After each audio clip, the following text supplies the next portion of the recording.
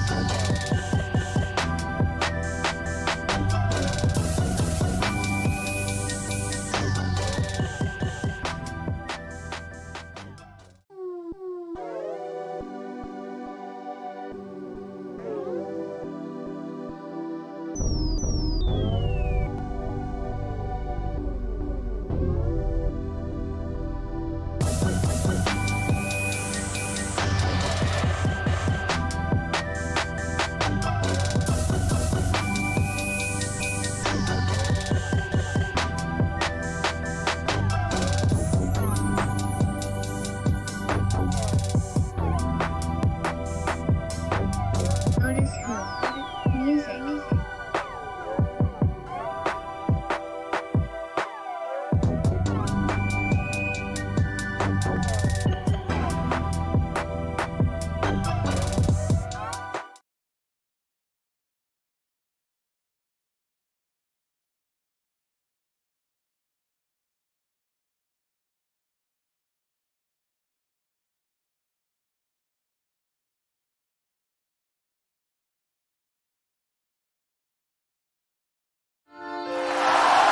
OtisWho. Music. Ain't nobody coming to see you, Otis.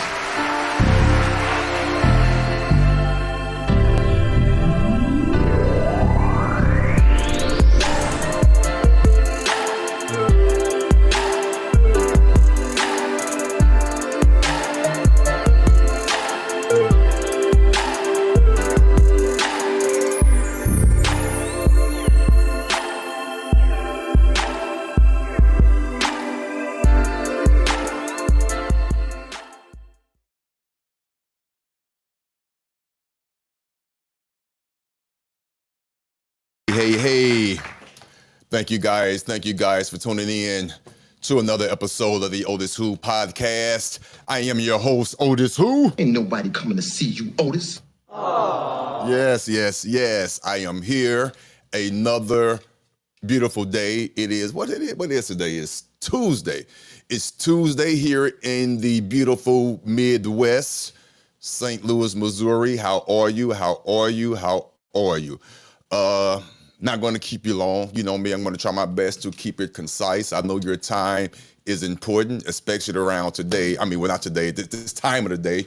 It is noon here in the Midwest. On the East Coast, it's 1. On the West Coast, of course, is 11, 10-ish. All depends on where you're at. I'm here. Let's have a great show. First and foremost, get the introductions and all the boring stuff out the way.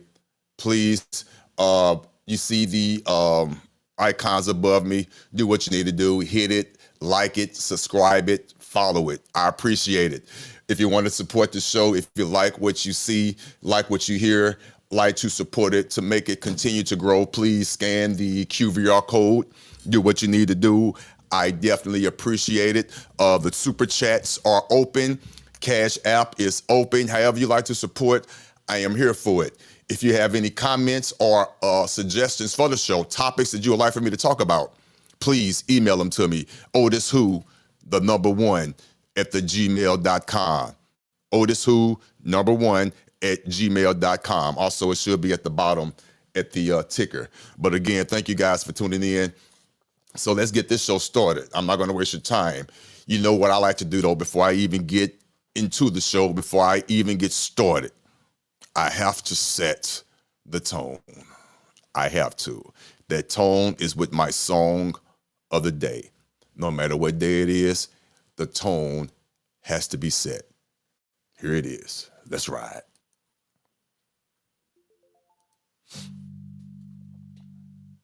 It ain't gonna work. Whoever may come, but it ain't gonna work. The weapon may fall, but it ain't gonna work. No. No weapon formed against me shall prosper. It won't work. No weapon formed against me shall prosper. No, it won't. It won't work. I want you to know God will do what He said He's gonna do. He will stand by His word. He will come through. No weapon formed against you. It may try, but it won't. It can't harm you. It won't work.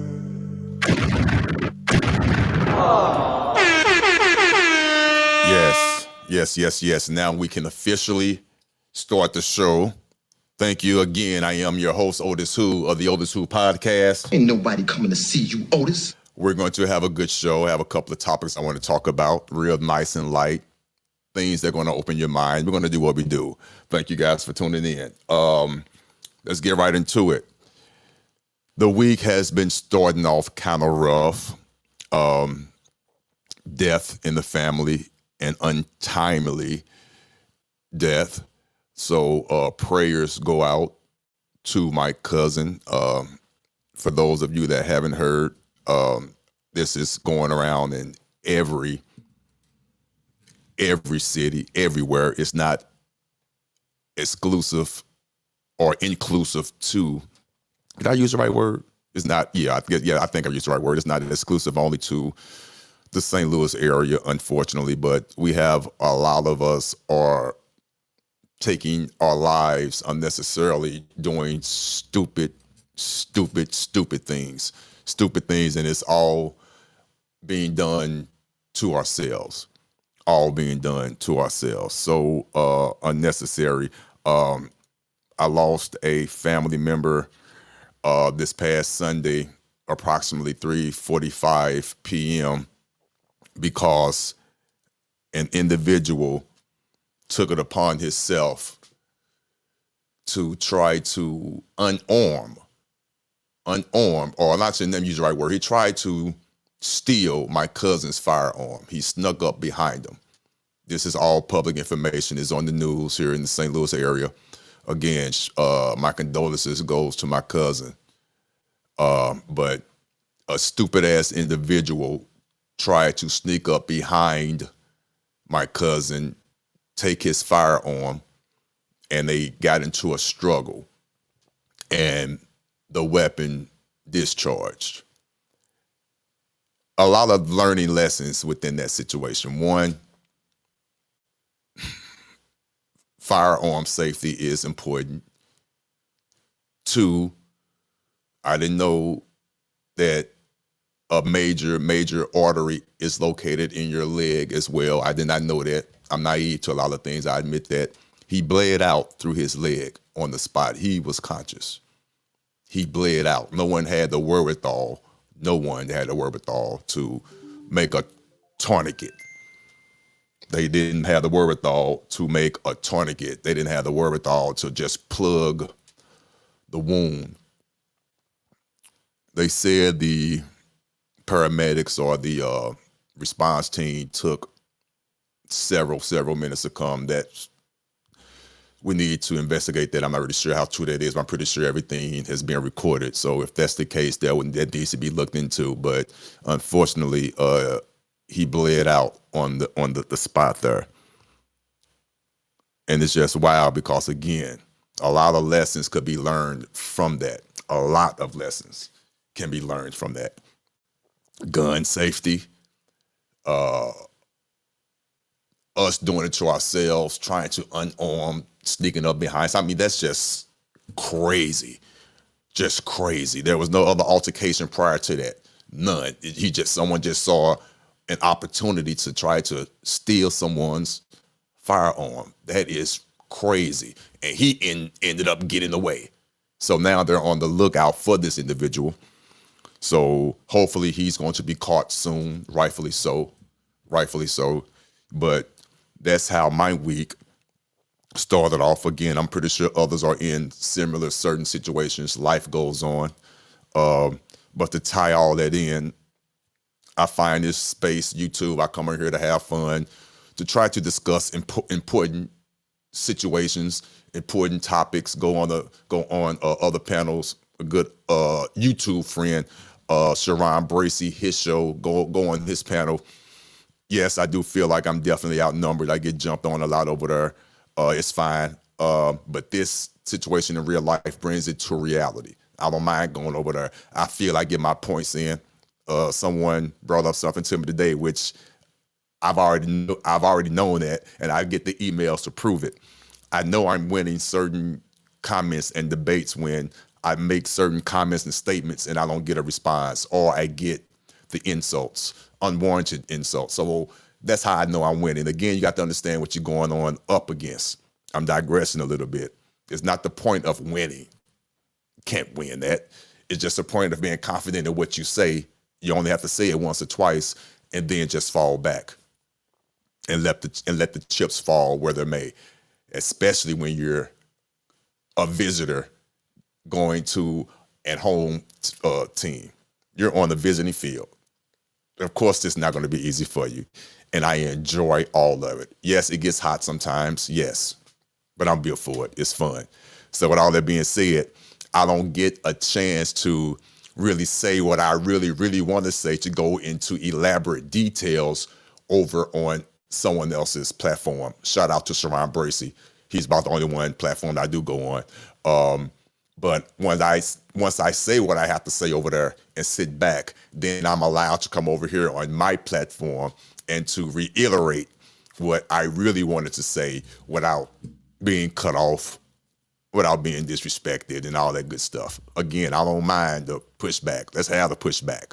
But at least over here, I get to spew out everything I wanted to say without being interrupted and without being called names and all that good stuff. But with that being said, very, very interesting conversation that we had on Sharon Bracey show yesterday. So please, if you didn't get a chance to go see it, I'm on this panel during the day, sometimes during the day. So please go look at my previous episode that I just did.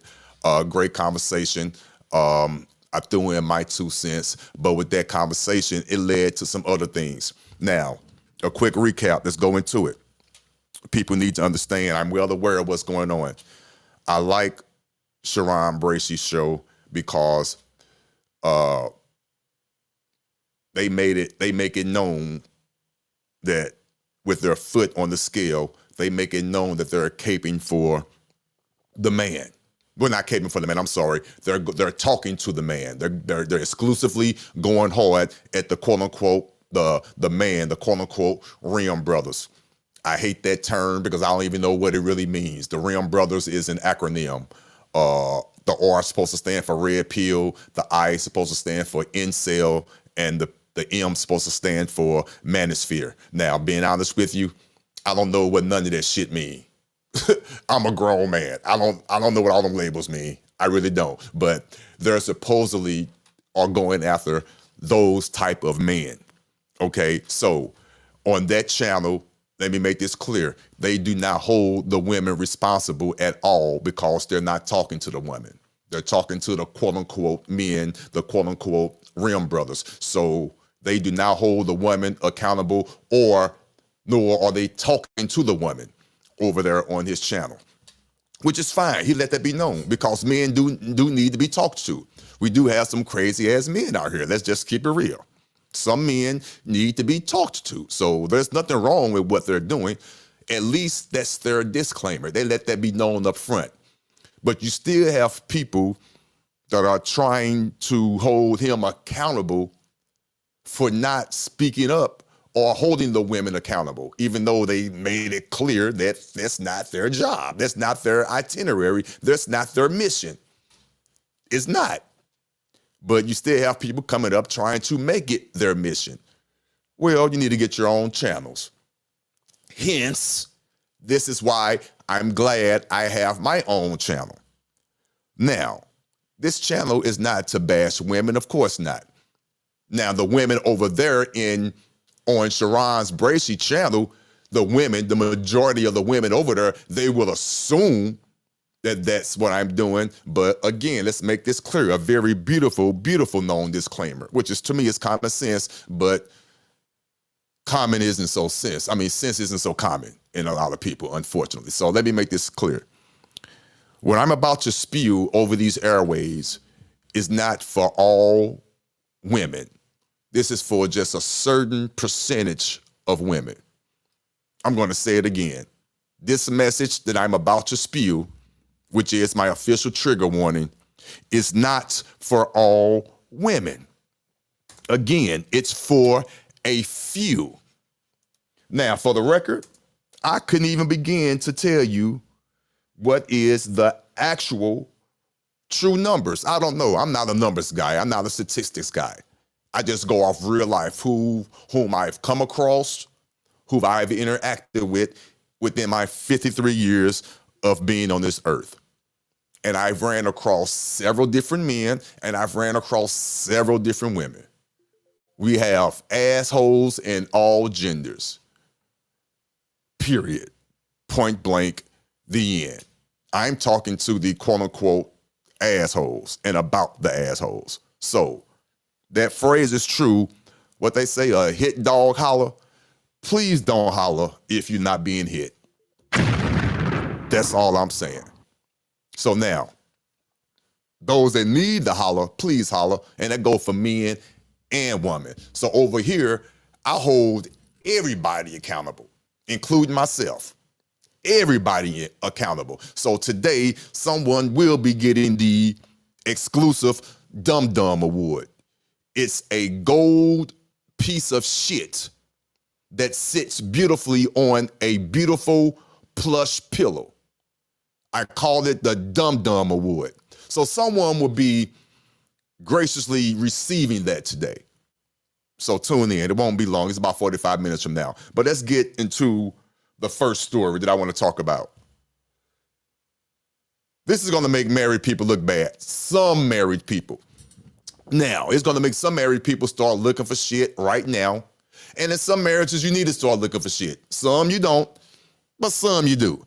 This is an example of what you need to start looking for if you don't have a true relationship with your significant other. Now, when I say a true relationship with your significant other, I'm not saying it's perfect. There's no arguments. There's no none of that. What I mean by that is you need to have an understanding, a true, honest understanding with your spouse. Your spouse. Whatever that understanding is, it's between you and your spouse. It's nobody else's business but yours. But without understanding, without communication, this story that I'm about to go into, that stuff like this happens. Let's get right into it. Here we go. Let me see. Let me add this. Give me, do I want to, no, give me 1 second. Hold on. Remove from scene. Yes. Let me go here. All right. And let me add that to the scene. There we go. And let's do it like that. And let's make that big. There we go. Beautiful. First story of the day. This is crazy. All right, here we go. Missing Mercedes leads wife to deceased husband's mistress. I must read it again. Now, this is from Missouri. This is in St. Louis. This happens right here where I reside. Missing Mercedes leads wife to deceased husband's mistress. Crazy. Over half a year after the death of a late St. Louis man, his wife discovered that he had a mistress in an unusual way. Now that woman is facing charges for attempting to pose as his wife. Oh, this dude was old and he was out here getting it in. The 68-year-old man died in October 2022. 7 months later, in May 2023, his wife found that her late husband had a 2008 Mercedes-Benz titled under his name, but she had never heard of this vehicle. And after her husband's death, she saw that the title had been transferred to another woman. So not only did his wife, her husband was deceased, not only did she find out that there was a vehicle, a Mercedes-Benz, out there floating around that she didn't know nothing about, it was retitled in her name, not her name, but the wife's name. But she like, I don't know this vehicle, and I'm his wife. Wow. That's how you found out? Crazy.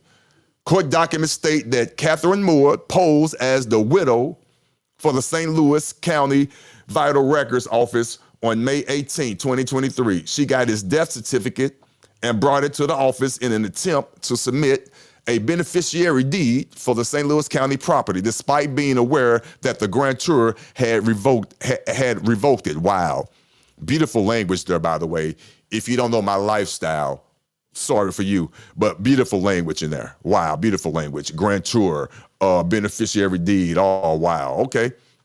4 days later, on May 22nd, Moore went to the Overland Revenue Office to apply for the transfer of the Mercedes title ownership to put under her name. According to court documents, she signed an affidavit. Wow, another powerful word, if you know what affidavit is. Yeah, your ass in trouble.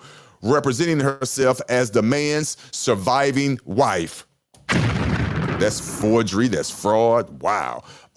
Court documents state that Catherine Moore had an extramarital affair with the man for several years. On the man's obituary page, there is also a comment with the initials KM that read, "You were a kind and sweet man. I will miss you dearly, KM." You, as the mistress, had the nerve to leave a comment in the obituary. Whoa.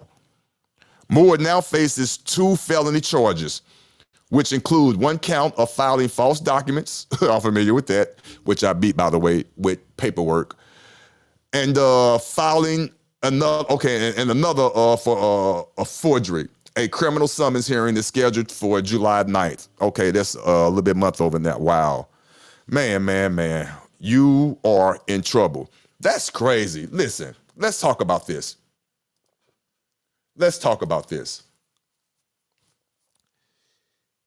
First of all, he was, well, I guess you're never too old. He just proved that you're never too old to do what you got to do to go out and have an affair and cheat on your wife.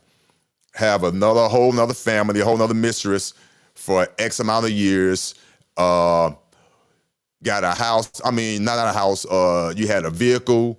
Wow, that's crazy. That's messed up to find out that way. Wow. Now, according to this, she's claiming that she didn't know, and that's possible. Me personally, I don't know. This is just me speculating. I'm sorry.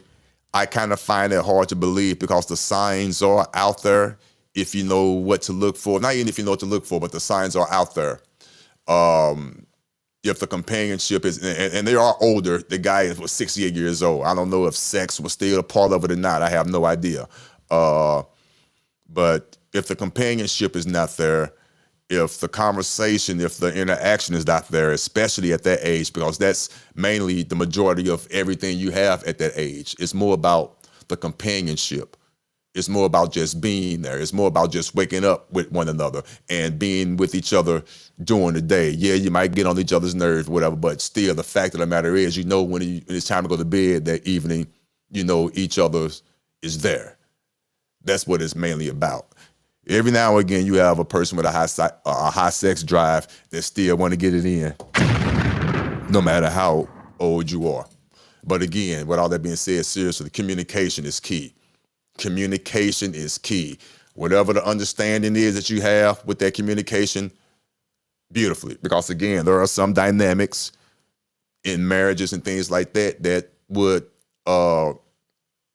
consider situations that's only conducive to your marriage, and that's nobody business. But that conversation needs to be had, because if not, you would get situations like this, not knowing that once your spouse passed, that you might have his mistress sitting in the pew 3, 4, 5 rows behind you, and you will have no idea. I'm pretty sure we know somebody or know several people that's in that situation, who's been in that situation. Married, the spouse passes, and the other family comes out the woodwork. The mistress comes out the woodwork. You find out that there's property or anything else, whatever is in the other person's name or whatever, and you didn't know nothing about. But this is crazy to find out that since her husband passed, she realized that there was a Mercedes-Benz floating around here in St. Louis, Missouri, and another woman had took ownership of it, saying that she was a wife. She even went as far as to get a death certificate. That's crazy. The mistress went to the funeral, left a statement in the obituary with her initials, her being the mistress, saying that you was a good man, you will be missed, went to the funeral, waited a few days later, went and got a death certificate, copy of it, took that death certificate along with an affidavit. An affidavit, for those that you don't know, is a form or a piece of paper that you can easily say you are swearing you are who you are.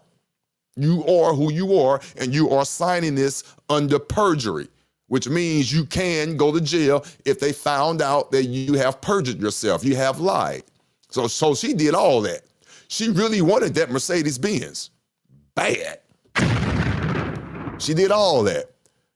And unbeknownst to her, in the system, somehow, some way, which is not hard to find, the widow, the now newly widowed, the widower, found out that there was a Mercedes Benz floating around in her name, not her name, but the wife's name / the husband's name. And she didn't know anything about it, nothing. That's her husband. She would know if her husband had a Mercedes Benz. Obviously. Well, obviously not, ma'am. You are not privy to this information. Now, your replacement was privy to it. But then there was something going on with that too, because if you go back and read the story, it said that despite being aware that she got his death certificate and brought it to the office in an attempt to submit a beneficiary deed for the St. Louis County property. Despite, here we go, this is the most important line, despite being aware that the grantor had revoked it. The grantor being the person who initiated, who started, who created the trust itself. So him, your dude that you've been sleeping with, the married man, he revoked it. And you knew it. So evidently something happened, I'm assuming, or something was going on. He revoked it. You knew it, but you circumvented it by going out and making up a fake affidavit and going down, wow, you had some and getting a certified copy of his death certificate in order to get possession of that vehicle. Wow. Is that love, or did you just really need a vehicle? I don't really know. Or is it both? But whatever it is, you got the answer to that. You're being charged with 2 felonies. One is a Class E and one is a Class D. You're not going to do any jail time. Let's just keep it real. You're not going to do any jail time. You're not. One charge of forgery and one charge of filing false documents. It doesn't say how old that the lady is, but the man who was cheating on his wife, he was 68. Now, again, I don't know how old the lady was. Is. I have no idea. The documents, this article doesn't say, but I am curious now. She was bold, and she kind of knew what she was doing with her crooked ass. Wow. Wow. I don't know what to say about that. I really don't know what to say about that. I'm not in their marriage. I don't know what the inner workings are. I have no idea, but still, that's just very, very, very messed up to find out that way that your spouse was having an affair after his or her death. That is crazy. Wow. Moving on. Next story. Let's get this next story. Where you at? This next story I find very interesting as well. Let's go here. Boom. Now, this one is really, now this is going to be a trigger warning for real. This is really going to be a trigger warning because listen, again, let me set my disclaimer up. It has to be said, not all women are like this woman that I'm about to talk about and play the video of. Not all women are like this. I'm letting that be known, right? Why I keep doing that? Remove. Yes. Not all women are like this. So please don't holler when that dog is hit. Please don't. I'm begging you, don't do it. I'm not talking to you, but let's keep it real. We know women that are like this. What I'm about to show you, we know women that are like this. We know we do. But we want to admit and pretend, but not admit, but we want to pretend like they're not out there. Now, this is what the guys are talking about over on, shout out to my guy, Sharon Bracey's channel. These are the women that the guys that fight back, Sharon, not holding the women accountable. These are the type of women that they're talking about. Again, that platform is not to hold the women accountable. They made it clear that is not what that is for. Oh, but this platform is. We're going to hold them accountable here. And not only the woman, you stupid ass men, because this story that I'm about to tell you, she said something in there that let me know right there that was mainly his fault. When somebody tell you who they are, please believe them. Please believe them. But let's get into it so you can see exactly what I'm talking about. Hold on. Let's go. Let's play this. Here we go. Play. Like, babe, I lost my job. I'm like, all right, cool. So a month later, like the bills, it was time for the bills or whatever, and I'm like, the bills due, babe, or whatever. And he was like, okay, I'm not working. And I'm just, in a month, like, it's all kind of hustles. You could have been doing something or whatever. So I told him, I said, look, if I pay these bills, are you going to pay me the money back? This man had the nerve to tell me, why should I pay my wife back for paying our bills? I told this man from day one, my money is my money and his money is our money. Why should I spend my money paying the bills? Like, no, he should have paid me back. So that's when I decided, like, I can't be with this man no more. So I had texted his homeboy. Like, we all cool. I texted his homeboy or whatever. We went together. We left. I met up with him. And we was chilling, we was drinking or whatever. And I started venting. I started getting emotional. One thing led to the next. I did not purposely mean to do what I did with his friend. But things happen. Like, y'all understand what I'm going through. So, his friend ended up giving me some money or whatever. And he was like, babe, look, don't worry about it. Handle whatever you got to handle. Like, his friend was every single thing I desire in a man. Like, everything I desire in a man. And, ain't nobody trying to hear my side. Ain't nobody trying to hear. So he came home and he was like, babe, I lost my job. I'm like, all right, cool. All right, now listen here. Wow. Hold on. Wow. Now, I know you heard what this young lady said. Again, not all women are out here doing this. Not all. But some of you women are off the chain. Some of you women are crazy as hell and is out of order. Out of order. But at the same time, if she's not lying, she told the man before they walked down the aisle. She said she told him his money is their money and her money is hers. And he must have agreed before he walked down the aisle. So they walked down the aisle. Okay. Then obviously life happened. He lost his job. Bills came around 30 days later. 30 days later. She's trying to figure out, hey, who's going to pay the bills? He like, babe, I just lost my job. I'm looking for one that hasn't panned out yet. We married. Are you going to help me out, try to get back on my feet? It won't take long. Just help a brother out. She did have the nerve to say, are you going to pay me back? Help up. Okay, excuse me. Am I going to pay you back?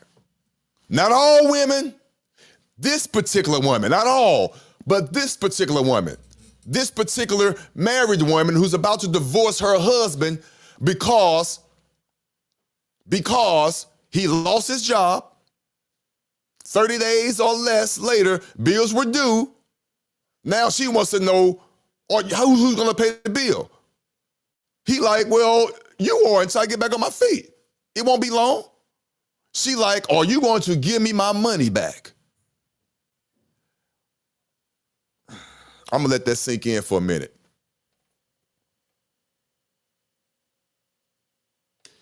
That's his wife.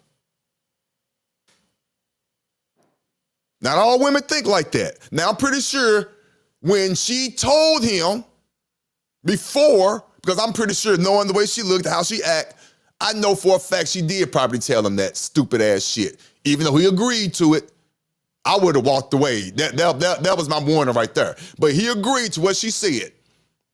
Because I know she told him for real that your money is our money and my money is mine and I'm not paying no bills. So I know he heard her say that. He must have thought she was lying, or he must have thought, like, for real, every man, I'm gonna be fine. I'm gonna hold my own. You good.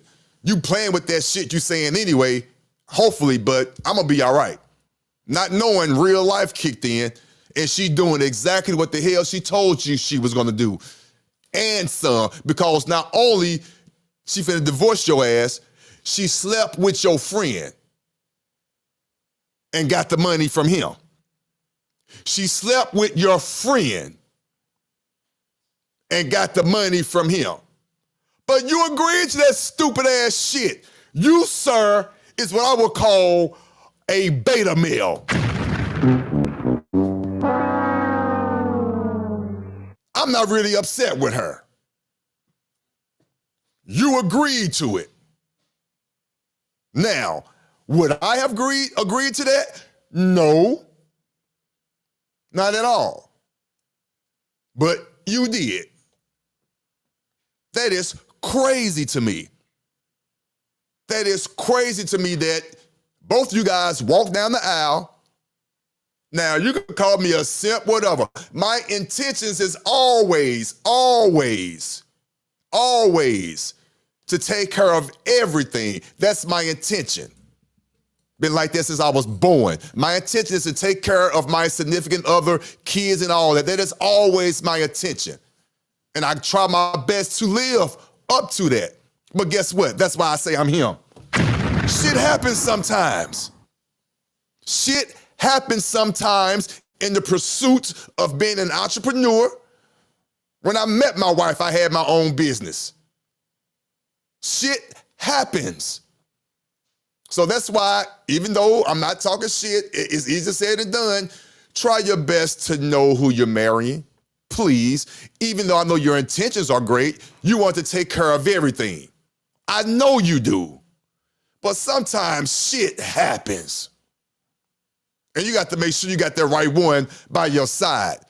Will they let you know shit happens and they're gonna remind you sometimes while they help you out? Yeah. And it's gonna get on your nerves, it's gonna irk you. But you still know you got the right one. That doesn't mean take advantage of the situation. Some of you no good suckers, male, you want to take advantage. So I get it. Some of you guys need to be talked about. I get it. I get it. Some of you no good suckers need to be talked about, like some of these no good ass women. Some of you dudes are off the chain. You do have feminine traits. You do want to lay up on the couch and play video games all day and go down the street with your man bag on. And I'm being real. I don't know who's more feminine, you or your woman walking down the street. I'm just saying. Yeah, I said it. So I don't know what's going on. So a lot of this stuff is warranted. I get it. But for the true men out there, and again, I don't know the numbers. I'm not a statistic person. I'm not. I'll let everybody else handle that. I'm not a statistical person, but I do know of good men. I don't hang around bad men. All the men I hang around, me and my wife go out with on the weekends and things like that, they're all married. They run their own household. I don't know what goes on behind closed doors. That's none of my business. But when we're out in the public, we're seeing they're having a good ass time. Great time. The feeling is there. The energy is there. We have grown up conversations. We joke, we drink, we straight up have a ball. We have a ball. People looking at us like, what the hell? We having a ball. We run our lives. We run our households. There's something going on with my household that nobody knows, that nobody else's business. And the other couples that we hang around, they have their own household going on. That's none of my business. We have our own dynamic going on over here. We have our own understanding. But one of them is not. My money is our money, and my wife wouldn't say my money is hers. I mean, my money is my money. Yes, for the record, before I get struck down by lightning, has she said it before? She said it all the time, jokingly. Jokingly. Yeah, I mean, my wife joke all the time. We have a great dark sense of humor. But saying one thing and living it is two different things. We joke like that. But my wife is proven and solidified. Her smart math and all that. She's solidified. I got to push her back sometime to get behind me. Get your ass back there. This is what I'm up here to do. Get your ass back there. You got to do that. Oh, I got a real one. Yeah, it happens. But what this young lady has said, and she said it up front before she walked down the aisle to that man, he just didn't take heed. I'm sorry. Listen. Got him. In the worst way, you slept with your husband's friend because your husband lost his job, and in 30 days or less, you had the nerve to go sleep with that man's friend and had the nerve to say, if I pay these bills, are you gonna pay me back? You lost your rabbit ass mind. But again, I'm not even mad at you, boo. You told him what you was gonna do. You told him. And based on how you look with the fake lashes and the little hair in your head, I'm not discriminating. I just like natural beauty. I'm sorry. I'm sorry. But it looked good. It's attractive. I was walking down the street, I would definitely look at you. But that conversation would have told me, would have told it all. No, she told you what she was about. That punani must be good. Must be. Because there's no way. And that's another thing. So let me go on my rant. I'm sorry. Men, not all men, but you men out here, first of all, you shouldn't be having sex with no woman unless you know for a fact you're able to take care of the situation if something was to happen. I'm just being real. I'm not being judgmental. I'm not having hypocritical moments. Yes, was I in situations having sex out here, just I been young? Yes. Was I ready and able to take care of the situation if the situation was to come up? Yes, I was well prepared. For real, I did not have my child until I was at the age of 25. 25. My pullout game was immaculate. Except for the day, and again, I'm not trying to be funny. Please don't take this the wrong way. I'm just real about it. My daughter was not planned. I'm glad she's here now. She changed my life. I love my daughter. Thank you, baby. Thank you. She was born 3 months premature. Matter of fact, she was born 3 pounds, 14 ounces. 314, area code. 3 + 1 + 4, that's 8. Don't get me started. That's a number, that's infinity. Uh-oh. Woo! But anyway, that's my baby. That's my baby. But she wasn't playing. But I guess, let me stop saying that she was playing because she's here. But my point is, I was 25, and whatever the situation was to arise, I was able to take care of it. I'm responsible. I'm pro-life. Listen, you know all about me. I'm not hiding nothing. I'm pro-life. I'm not pro-choice. I believe in the life of the child, unless it's going to affect the health and the life of the mother during birth. And there's a caveat. In certain situations where it regards, excuse this word, incest or the R word. Other than that, pro-life. That's just my stance. It is what it is. I'm sorry to tell you. I'm mighty glad to let you know. So I just wanted to let that be known. So I understand and I get it. I get it. Know who the hell you are marrying. Know who you marrying. Know who you marrying. I digress for a minute. Let's see what this chat doing. I digress for a minute. Let me see. Shout out to the chat. I appreciate you. Thank you guys for being here. Let me see. I see you next level moving forward. Yes, I always get that MF confused with something else, but that's my mind. That ain't your fault. And you did it on purpose. I got you. Shout out to Famous Nobodies. You always in the building. I appreciate you, sir. Shout out to Natasha Vincent. Thank you for being in the building. Thank you, thank you, thank you. Please hit the like button. I thank you. But yes, not all women. Don't get triggered. Please don't. Triggered. Don't get triggered. Triggered. Not all women. Triggered. And not all men. But some of you men and some of you women are naive as hell.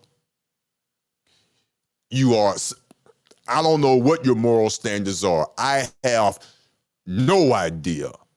But this woman here, and I'm going to play it again, is why some men, I almost lied, some men move the way they move with some of these women. Now, again, thank God I have a good one. Thank God all the men that I hang around on the weekends with our other with their wives, and we go out, we have a nice time and things like that. Thank God that they have good women. But some, because of the man sometimes, but some of you women are crazy. Let's play this again. I'm not gonna ever get tired of playing this. This is why I have the pushback on my channel. Again, shout out to Sharon Bracey, the solution-based gang, the solution-based group over there. That's my guy, good guy. Again, they don't hold the woman accountable over there. They hold the man accountable. I give you that. Over here, we hold everybody accountable. And let's go. Let's see what this young lady had to say again. It was like, babe, I lost my job. I'm like, all right, cool.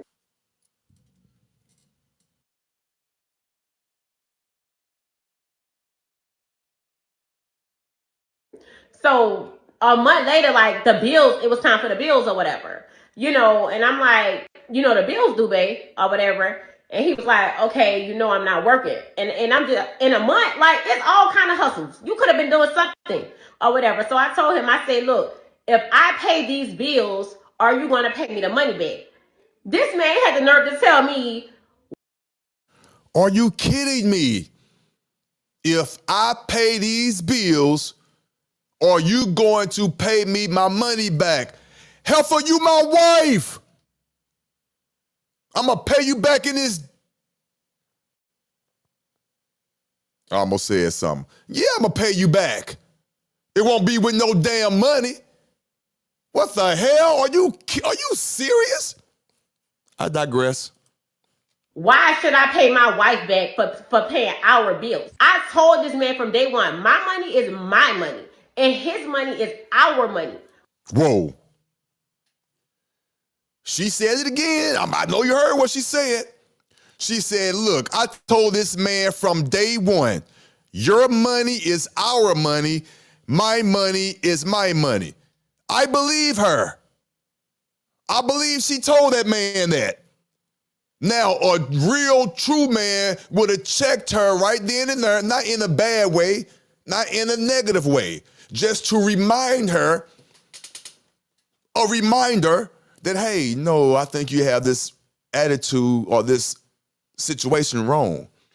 If we love one another, now, first of all, I'm starting off wrong. Let me start over. What you're saying, I don't agree with, but my plan is for that to happen. Let me say it again. I don't agree with what you're saying, but my plan is for that to happen. My income, my financial state will be ours.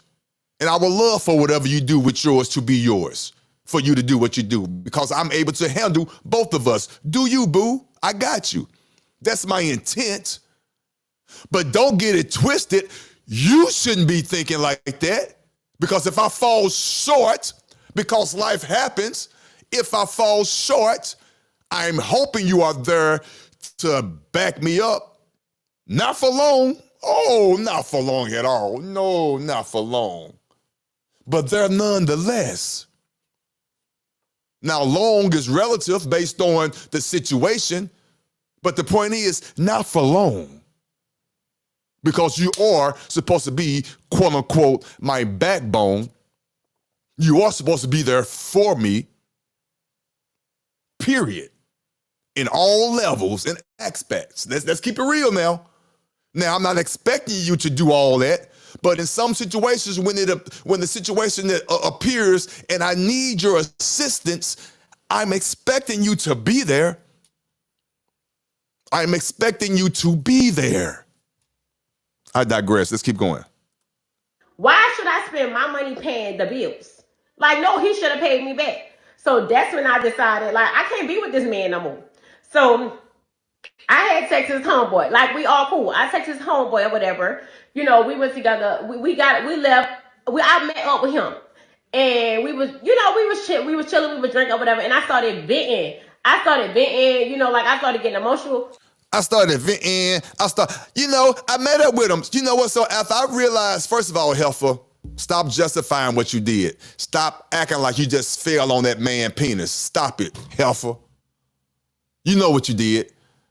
You already made it up in your mind. You already knew you wanted him before you said, stop it. See, listen.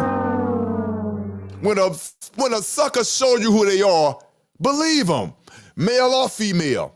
You knew what you was getting into. You knew what you was getting into. As soon as that money fell short, or whatever, that Bitcoin or whatever investment fell through, because we always one paycheck, always one bad deal, always one bad investment away. Let's keep it real, because we all live beyond our needs. Come on now, it happens. Majority of us are living paycheck to paycheck. In theory, we really shouldn't be, but in actuality, a lot of us are living paycheck to paycheck. We one paycheck away from being out of here. Has nothing to do with race. Look to your left. Look to your right. One paycheck away. So, with that being said, again, man, know who you quote unquote falling in love with. Man, are you serious? Let's go. One thing led to the next. I did not purposely mean to do what I did with his friend, but. What you mean you didn't purposely mean to do it? You just, again, you tripped and fell on it. You went out with his friend. You went out with him. First of all, that took the thought, the effort. You put on some clothes, your lashes, you glued the lashes on, you did your hair, you put the makeup on, you put on your little outfit. While you were doing all that, you had all the time in the world to counsel what you was doing. Nah, Heifer, you knew what you was doing. You knew you wanted to do it. You knew exactly what you were doing. Be you. Be you. I'm sorry, be the whore that you are. Triggered. Be the whore that you are. Triggered. Be it. Be the cute little whore that you are, because that's what you are. You didn't allow your man to go out to get back on his feet. No, you didn't do that. You went straight to his friend, got the money from him, and now you on here, you want sympathy. All right, listen, I'm finna pull, yeah, all right. Okay, let's go. Things happen. Like, y'all understand what I'm going through. So, you know, his friend ended up giving me some money or whatever. And he was like, you know, babe, look, don't worry about it. Yeah, he gave some money. He gave him that twat. You exchange services, wench. You exchange services. You gave him sex. You gave him sex, and he gave you some money in exchange to go pay your bills because this boy can't keep up with you. That's exactly what the hell he did. You ain't. Let's continue. Handle whatever you gotta handle. Like his friend was every single thing I desire in a man. Like everything I desire in a man. And ain't nobody trying to hear my side. Ain't nobody trying to hear. So he came home and he was. What you mean your side? There is your wow. Let me address what Natasha Vincent said. Let me see. Let me put that up. Cause I like that. Hold on, give me 1 second. Let me get back into my yeah. I like that. You are correct. You are correct. In the time he's out of work, they could have figured out how to create an emergency fund. That is so simple, and so simpleton that every married couple should have this contingency plan. Every married couple. It's not complicated.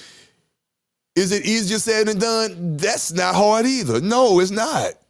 Just do it.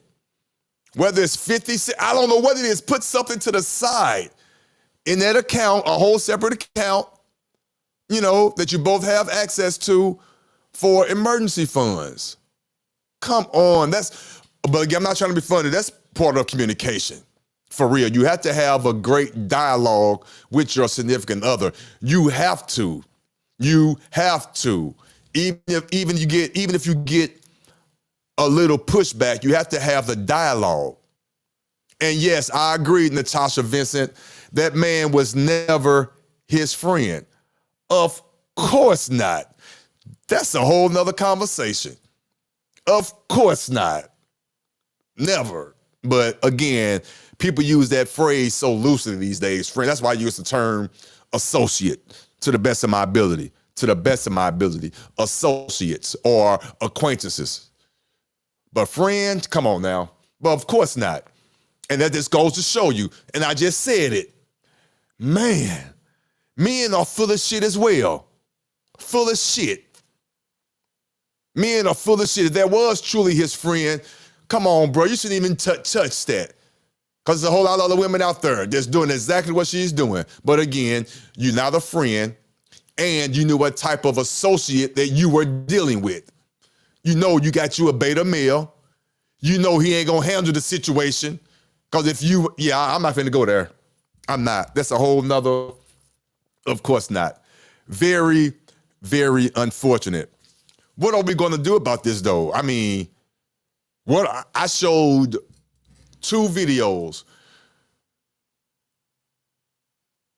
2 of them both dealt with married individuals. The first was an older married couple. I go over the story again. The first was an older married couple. He was 68 years old. He passed. His wife, the newly widowed wife, found out that there was a Mercedes-Benz floating around. This story took place here in St. Louis. There's a Mercedes-Benz floating around here in the so-called name of hers, or at least the last name or whatnot, based on the husband. She didn't know nothing about. She'd been married to this man for X amount of years, don't know how long, it doesn't say. But after his passing, she realized that there's a Mercedes-Benz floating around here. Not only there's a Mercedes-Benz floating around, it's titled in her husband's name along with the so-called wife name. Well, how could that be when I'm the wife? So she did her research, come to find out, the mistress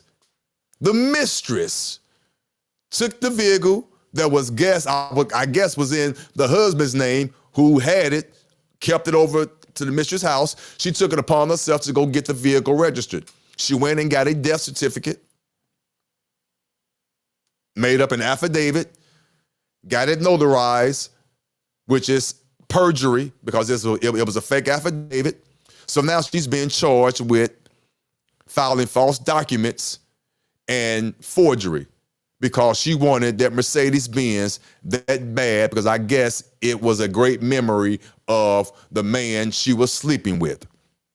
And her husband, my fault, and his wife, the widower, had to find out the hard way that her husband was out here in these streets, his 68-year-old ass out here still in these streets, leaving folks' vehicles and shit.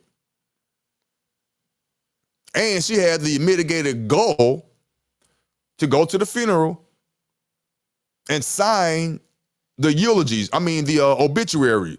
Left a nice little comment. You will be missed. You was a great man. And left her initials. The mistress, that is. Wow. She was probably sitting 3 to 4 pews, if not 1 pew behind her. Crazy. Follow your gut, people.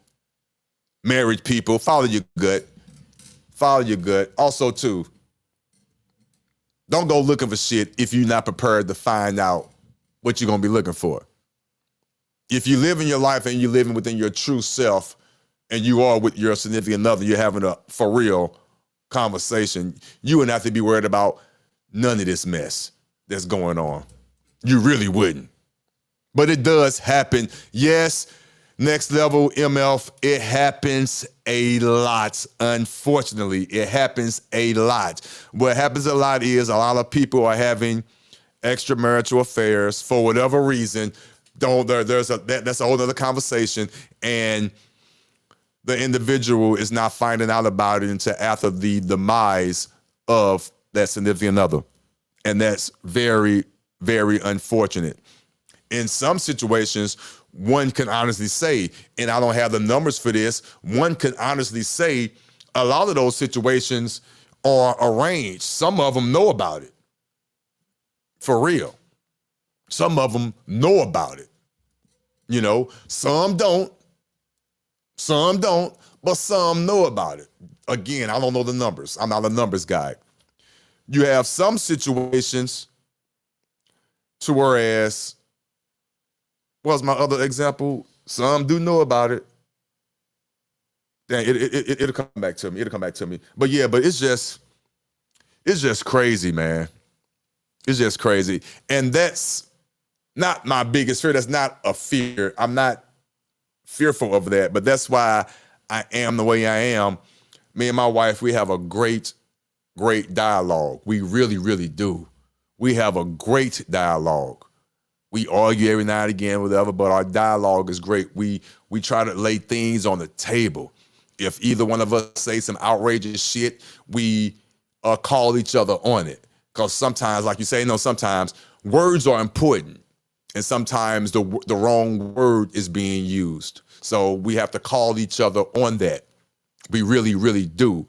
And it's just, you have to have communication and leave the outside world out of your situation. You just have to have that dialogue with your significant other. You got to have it.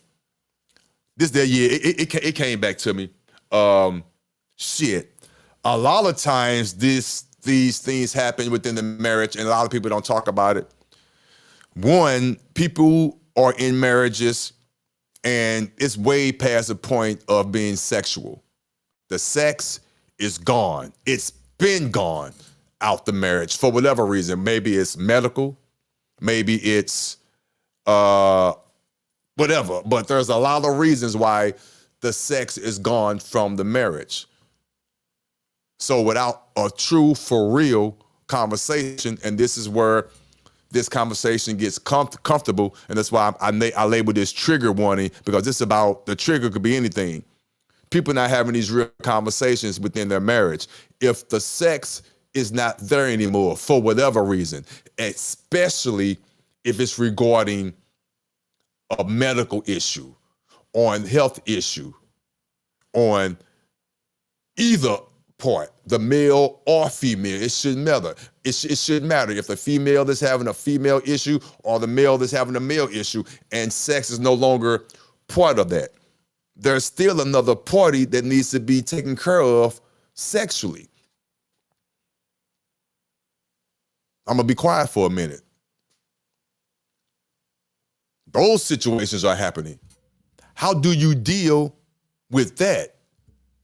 Those are the nuances that a lot of marriages have that they are dealing with or that they are not dealing with. For real. Now, of course, they shouldn't be out here open forum discussing that because it's nobody's business. I'm just bringing it up because I am aware and I know this happens. I know it happens. Some of these situations, for real, are arranged for whatever reason, and the other person is out there doing what they're doing. The caveat and the stipulation to that, it would be careful. Don't bring home any diseases. More importantly, don't bring home any new babies. And more importantly than that, don't get caught. Because if you get caught, in the public opinion, I have to divorce you because your ass got caught, even though we had our arrangement. Hence, the Jada Pickett's and the Will Smiths. They so-called, I don't know what their dynamic is, but there are a lot of people in similar situations, living in separate households or whatever. They have their understanding. Whatever that understanding is. Again, I don't know. I don't care. But it's an understanding nonetheless. There's rumors going around about Beyonce and Jay-Z. Now, I'm bringing up these famous people because these are the people that we can, quote unquote, I won't say relate to because we can't relate to them. We don't have their type of money, but we know of them.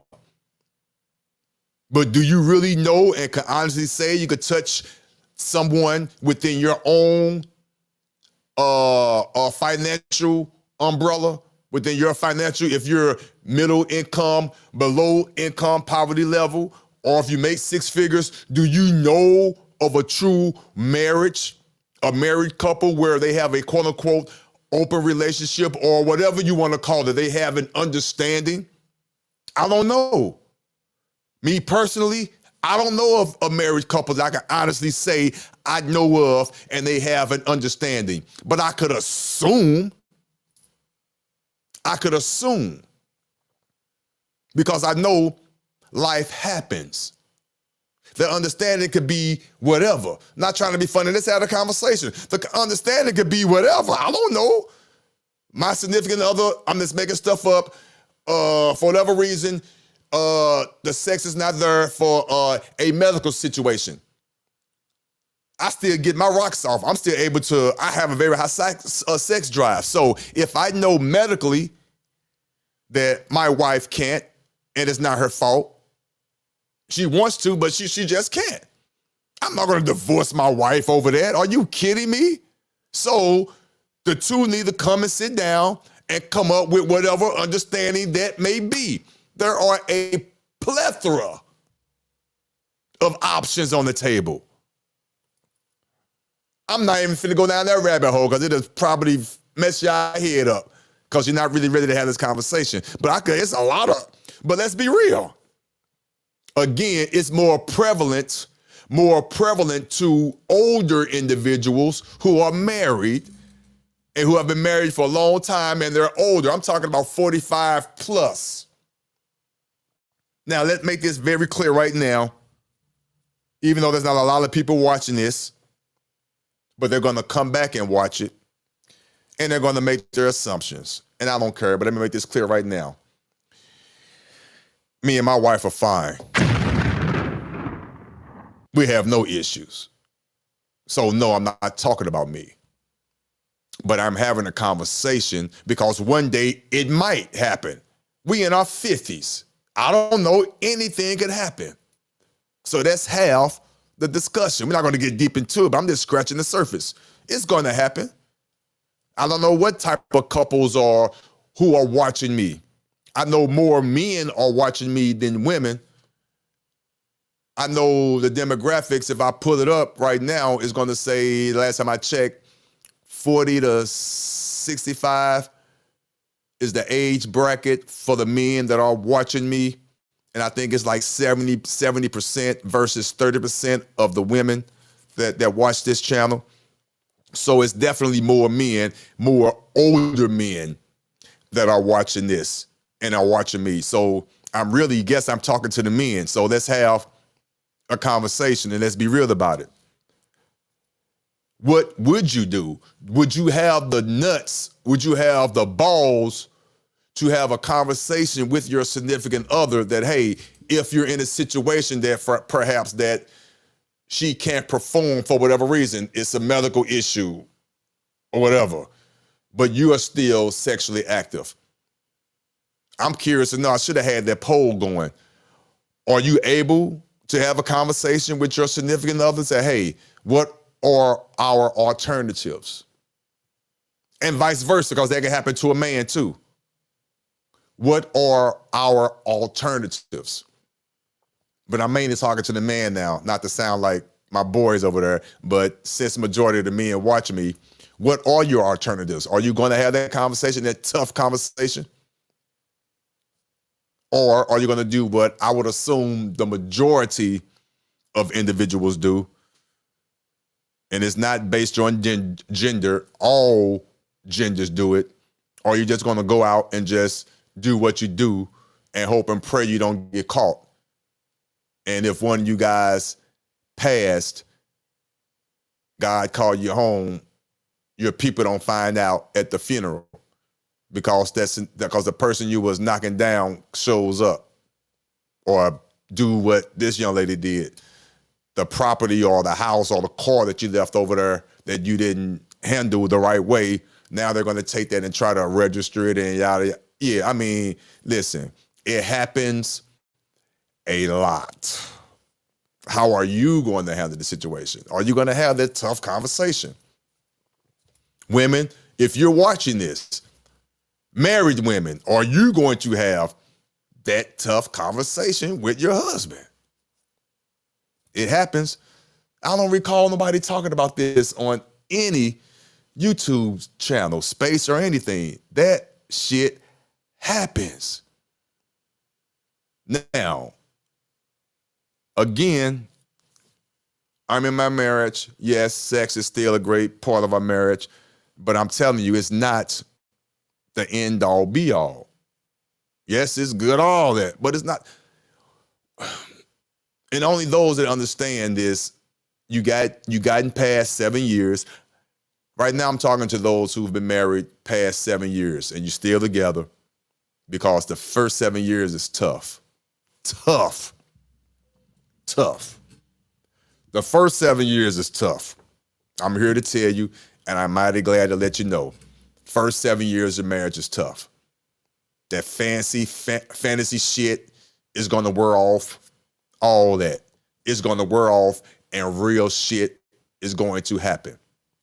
Once you get past the 7 years, not saying it's not going to be no issues, nothing like that, but you're more prone to work it out because hopefully you've grown the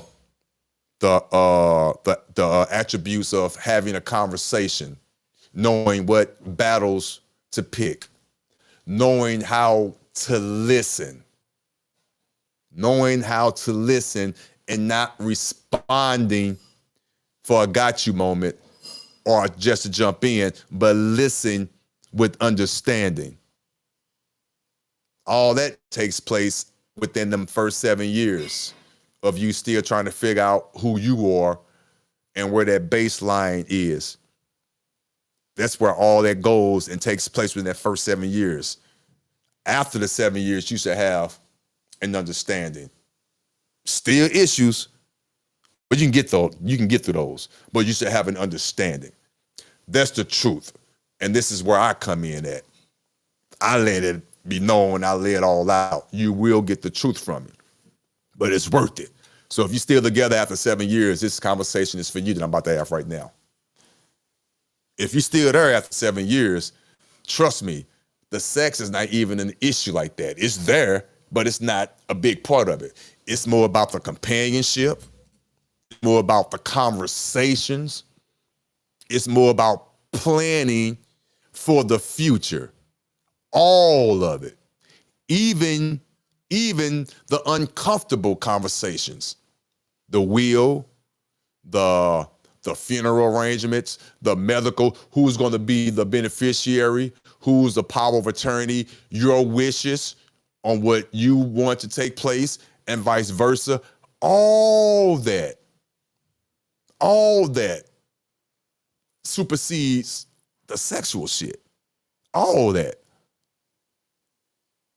What also supersedes the sexual shit is just being able to getting through the day and making it to bed that evening with your significant other.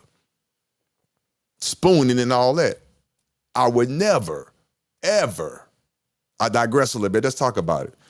I would never have separate beds with my wife. I remember growing up, and I would go over my grandmother's house, my grandmother and grandfather's house, and, well, apartment. They didn't have a house, an apartment, projects, be more specific. Murphy Blair, be precise. And this was down back in the 70s. Didn't put it together then, because to me that was normal, because I got it from the Lucille Ball shows and all that. The husband and wife always slept in separate beds. Never understood that. And back then, even on TV, if you remember, they didn't show the woman, the husband and the wife in the same bed. They always slept in separate beds. It was years later, I don't know the year. Again, I'm not a statistic person, but it took several years for them to start showing the woman and the man in the bed together, a married couple in the bed together. So I never understood the dynamic, but growing up all those years, going over my grandparents' apartment, they had separate bedrooms. Didn't understand that. I couldn't imagine, even though I snore like hell and my wife probably want me in the next room, it's not going to happen. I got to be next to my wife. I got to feel them curves. I got to feel that little spot right between the hip and the waist, right there. I got to feel that. We got to be spooning. We got to be there. The arm got to go numb. I need that. I'm sorry, you can call me a simp. I need that. It ain't got shit to do with sex. Nothing. I'm trying to get people to get there. This is where I'm at. I'm trying to get people to get there. You hear what I'm saying?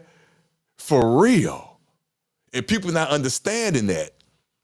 So when I go on these other panels and I talk my little shit and I talk crazy to those that don't understand, I can accept it because y'all got to understand, you trying to get where I'm at right now. I'm sorry, you're trying to get where I'm at right now.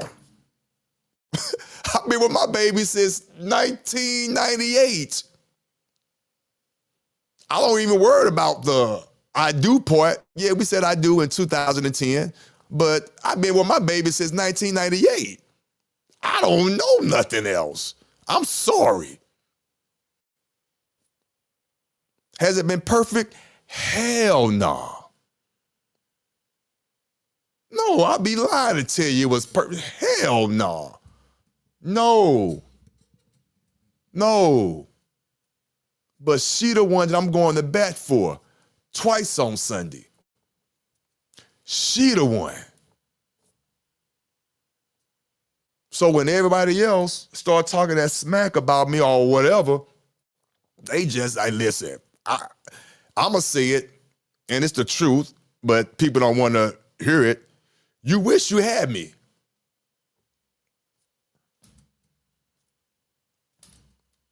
For those on certain channels, not all. I'm not saying all. Again, not all. No. Triggered. Not all. I'm not saying that. I'm not talking about the mature women that have a man in their life, or even the mature women that don't have one yet and they're on their journey because they know what they bring to the table. I'm not talking about you. I'm talking about those women, and it's a small percentage. A small percentage. Those women that think like this young lady, who feels like after 30 days of her man losing, of her husband losing his job, she had the mitigated goal to say, wait, hey, if I pay these bills, when you giving me my money back? I'm talking about women like that. And yes, you are out there. You're out there. You out there. And some of the trashy ass men you deserve. You just don't deserve a man like me. You deserve the men that I guess you want. The man that carry a bag just like you. The man who show his ass walking down the street in the size two sizes small pair of jeans that probably cost more than the vehicle that they need. You probably the one opening the door for him. You probably the one paying all the bills and he's not even trying to make an effort to pay the bills. And you wouldn't know a good man if he sat in front of your face. Now, is that your fault? I'm not blaming you, but you can't say that the good men are not out here. They're out here, but you are correct, next level. They want the beta. It's something about them beta men y'all like. See, y'all don't want a man with a tone in his voice. You don't want a man that knows what he wants and able to realize that once he falls short of his goals, he needs to have that right woman beside him to help him push forward, period. Or that woman is not needed right there. And I'm gonna say it again. He needs that right woman by his side to help him push forward when he falls short, because he's going to fall short. What man doesn't? So that woman needs to be right there to help him, or she's not needed. I'm gonna let that sink in. I did not one time say I could do it all by myself. I want to. That's my goal. That's my plan. But if I need help, I should be able to turn right here, and before I turn completely around, she already right there with that breath and all that beauty, all that essence, all that. She already right there. What you want, babe? Already right there. I ain't got to look for, I ain't got to do all this shit. She right there. I love my metaphors because this is some real shit. If you're not understanding what I'm talking about, then this is not for you. I talk, but that doesn't mean everyone is listening. I understand that, and I get it. I am not for everyone. But for those that are hearing what I'm saying, and I'm not sugarcoating anything, that's the beautiful part about it. I'm not sugarcoating shit. I'm giving you the reality of the situation. It is what it is. But yes, next level, the beta male is out here. They are strong. They are strong. And it's, I could be on here for days. Listen, we as men, we are lost. Now, I know the men that are watching me and I can honestly feel your energy. I know next level moving forward is a good guy. I know he is. I feel this energy. I know famous nobodies. I feel the energy. I know they're not yes men. I know they're not an echo chamber. I'm pretty sure that we can have some discussions, and I can guarantee you they're not going to agree with all the shit I say. Of course not. Of course not. But I already know there won't be no there won't be no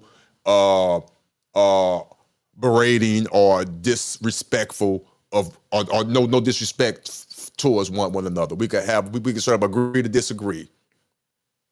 And that's where we as men need to learn how to do that more.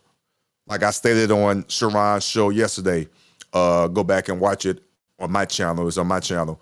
I hate when they try to put, when a man shows emotion, they say, well, nah, that's a female trait. Well, that's a very idiotic statement. We all have emotions. We all have emotions. We all do, male, female, we all have emotions. And another thing too, let me back up a little bit. We are all born, we are all conceived, all of us. And do your research as a female. We all are. And then within a certain process of the process, I forget my letters confused, but either the X or the Y. I think it's the X. That either the X needs to come all the way down or the Y. One of them, but one of those letters convert, and that is what makes the male. But we are all born with the female first, as a female, and that's facts. Do your own research. Don't take my word for it. Do your own research. And if you studied and paid attention and you graduated from high school, you would know this. So to me, just simple, lamest terms, if we all start off as quote unquote female in the process, but then their chromosome, and I think it's the Y, from the X to the Y, or it might be reversed. I'm sorry, because I had it in my head like a mug, because I know it, because I do know for a fact we all start off as a female. It's to me just obvious that some of those traits are going to carry over to the male. It's common sense. Can't be disputed. It's common sense. Let that sink in. It's not really complicated. We all start off as females. We all do. So let's tie it in. They want to tie in being emotional to being a female, which is crazy because, again, we all are emotional. We all are. The X, thank you, thank you, cuz. Thank you, sir.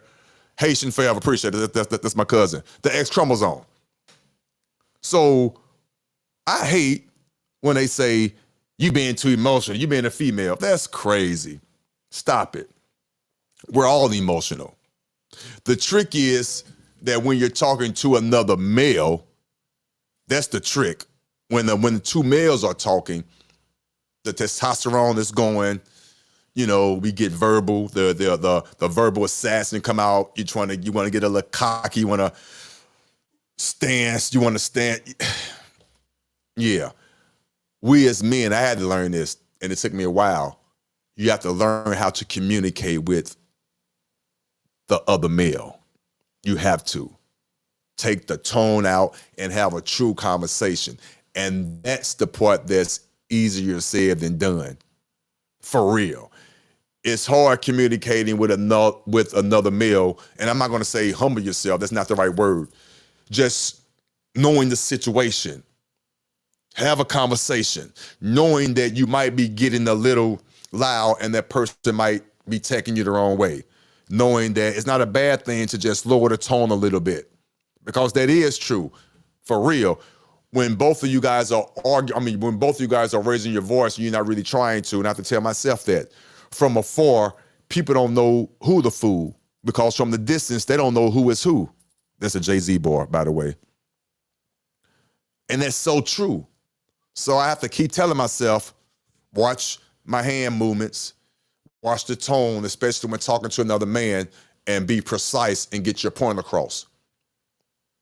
Because some men are very emotional, and they would take your tone as a sign of disrespect. So then right there, the conversation starts. They no longer hear you.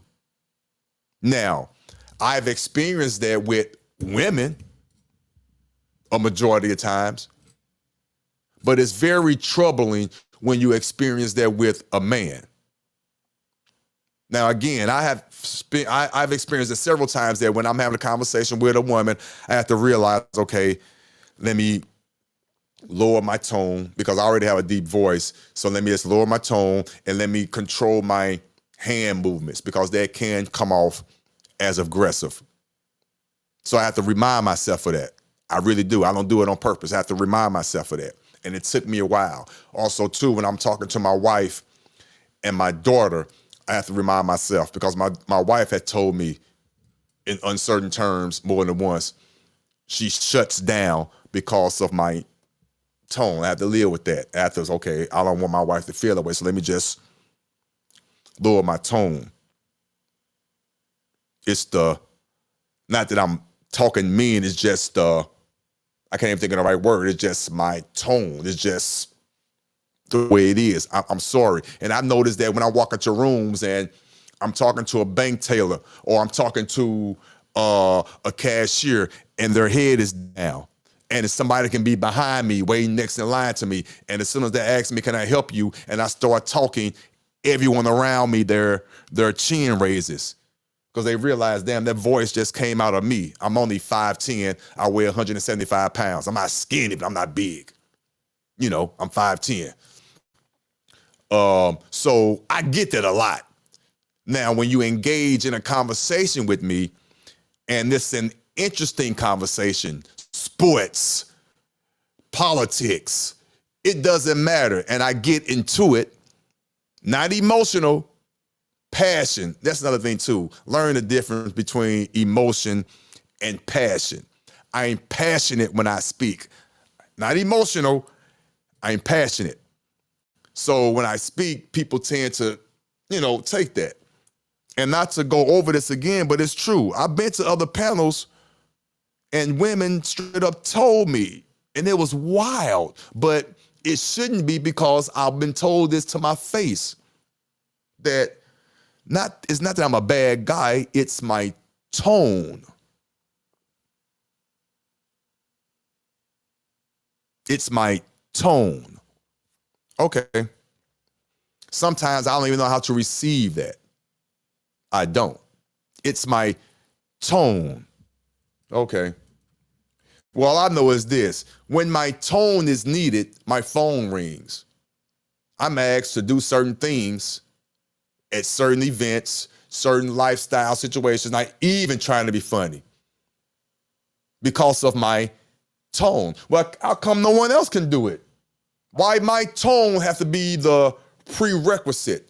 The way I walk into a room, my presence, my stance, my aura. Again, I'm not a big guy. I'm not a big guy at all, but my stance, my aura, and more importantly, not even trying to be funny, there's a big one here. Please don't take it the wrong way. That's why I say it.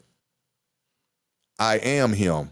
Because when I look in the mirror, I truly see me. I truly see me when I look in the mirror.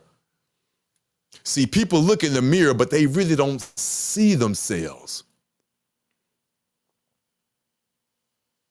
Truly look in the mirror and truly know who you're looking at. Because you could be him and you could be her. Now, when I explained that to my wife, she got it. She got it immediately. She got it. Because when I look in the mirror, it's finna fuck some people up, but please bear with me. Because I'm telling you the truth. That's why I'm able to withstand all this shit. For the most part. Because I'm human, I'm fallible, I have my moments. Whoo. But when you look in the mirror, sometimes you really can't see yourself because you turn away. You don't really want to look at yourself. Sit there just for 5 minutes by yourself. I'm challenging you. Sit there and stare yourself in the mirror. Nobody but you. And if you're doing it the right way, your life is going to flash in front of your eyes. It's going to go. You're going to really truly see you. The lines. You're going to see all of it. The emotion is going to come. You're going to feel it. I promise you are. The passion that you hear in my voice right now, I know it sounds corny. That's why I know I'm not talking to everybody. I know I'm not. I know I'm not. But look at yourself truly in the mirror and really look. And let it flow. Whatever. Let it flow. Let the questions come. Let the statements come. To yourself, it's going to come. And answer them. Some is going to be hard to answer, but please answer truthfully. Please do, because then and only then, you will be able to walk away from that and say, I am him, or I am her, with no conceitedness, with no arrogance, with no cockiness even involved in that statement. None whatsoever. It's just knowing who you are. Knowing what you can and cannot do. Knowing, and it's not being less of a man, that you love and you need your significant other. Yes, you could do it without them, but you don't want to. You wouldn't dare to. But I'm a man, I could do it without them, but I don't want to. Would it hurt if I don't do without them? Yes, but it would get done. But I don't want to experience it without her. That's why I say I'm him. But no shame, and I don't care who don't understand what I mean. I don't care. You figure it out. Now go run and do a show on that. Whoo, what's going on? What time is it? I've been on here for 1 hour and 43 minutes. That's all? That's what's going on in the chats. Let me see what's going on. What's going on? What's up, cuz? I see you. Yes, Natasha Vincent. Let me see. What did you say? I like that. Let me see. Some people respond to directness while others don't like it at all. I prefer directness. Personally, it's clearer. Thank you. Hey, and I appreciate, listen, I'm the same way. People need to understand. You could tell me what you need to tell me. It's not your concern if you hurt my feelings or not. That's not your concern. And I'm going to say it again. Tell me what needs to be told. Let me get it. It's not your concern that you hurt my feelings. That's mine. If in fact you did, that's something that I need to work on. I'm not worried about that. That's how I live my life. I wish others would, but again, we're emotional. We're emotional. They tend to worry about the messenger way too much than the message. And the messed up part about it, you're going to miss the message. Unfortunately, it happens. You don't know who's going to be put in front of you to relay the message that needs to be relayed to you. You have no idea. But you're so closed-minded for whatever reason, you're so closed-minded, you're worried about the messenger. And you're missing the message. I'm pretty sure people don't like me so much that they're not going to even work. They're going to miss the message, which I'm not concerned with that. I'm just delivering it. Hopefully the ones that are willing to listen to it and get it and apply it to their lives that need to be done. Hey, go ahead and handle your business. But it is what it is. But what I'm going to do is, I've been talking long enough. I've been on here for 1 hour and 45 minutes. Does anyone, let me see, I'm going to drop the link. I'm not sure if anyone even wants to come up. You don't have to. You're not obligated to at all. But if you'd like to, I'm going to drop the link. You can come on up and you feel free to discuss anything that I talked about today. It's totally up to you, or you can bring up another topic. But if nothing transpires within the next 10, 15 minutes, we will be logging off here at 2 o'clock. Again, thank you guys for tuning in to the show. I really do appreciate you. I really, really do. I'm going to try my best to come back at least every day during the week. I'm going to try. I'm going to be honest with you guys. It's hard to stay motivated. I'm trying to keep it pushing, but it's hard to stay motivated. I'm trying to do different things. I'm trying to still find my niche, You know what I'm saying? I'm trying, but I'm gonna have fun and still trying to figure it out. But I do appreciate the people that are rocking with me. I really do appreciate you guys hanging around with me with my journey. I'm thinking about, even though I'm pretty sure you guys probably won't even mind. I'm going to get the support from you for those that follow me anyway, no matter what. I'm thinking about probably going back to recorded content, record my thoughts, things what I do, things like that, the stories, and then just uploading them versus doing live shows. I'm thinking about it. Not sure. I'm thinking about it. I do like doing the live shows, but I'm not gonna even lie. Sometimes it's just hard getting motivated, to be honest with you. It's hard getting motivated. Where you at? Come on, I'm trying to there you go. Hold on. I'm trying to do this. Give me 1 second and add that to it. What's going on? There you go. But yeah, but it's hard to stay motivated. But with that being said, I'm not going anywhere. And when I need to have some fun and feel like being dogged on a little bit, because it is fun, it is YouTube, I go live and have fun with Sharon Bracy and the solution based group over there. But I'm trying to do my own thing, and with your support, I will continue to do my own thing. Just if you guys have any suggestions about show content or anything like that, I definitely appreciate it. My email address is OtisWho, the number 1 at gmail.com. OtisWho, the number 1 at gmail.com. Just send your show ideas or your stories that you would like for me to talk about. And trust me, I would definitely do it. But with that being said, I got my cousin up here with me. What's going on with you, Haitian? What's good with it? What's What's good? How good? you doing? Oh, just landed. Oh, you Just, just now just now getting back to you just now getting to the house? yeah, something like that. Yep. So Yeah, I just shit. I said let me jump on see what's happening on the live. you been listening to the Hey, show? no, bro, Okay. I didn't realize you was going live. Well, I was driving my forklift, so Oh, okay. Yeah. yeah. Yeah, I didn't put the notice out until like 2 hours before I decided to go live. I wanted to go live last night, but it was just too much going on. Yeah.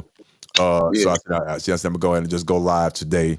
So I went live today at noon. I think it was a good time. I think I'm going to continue to go live around noon. Okay.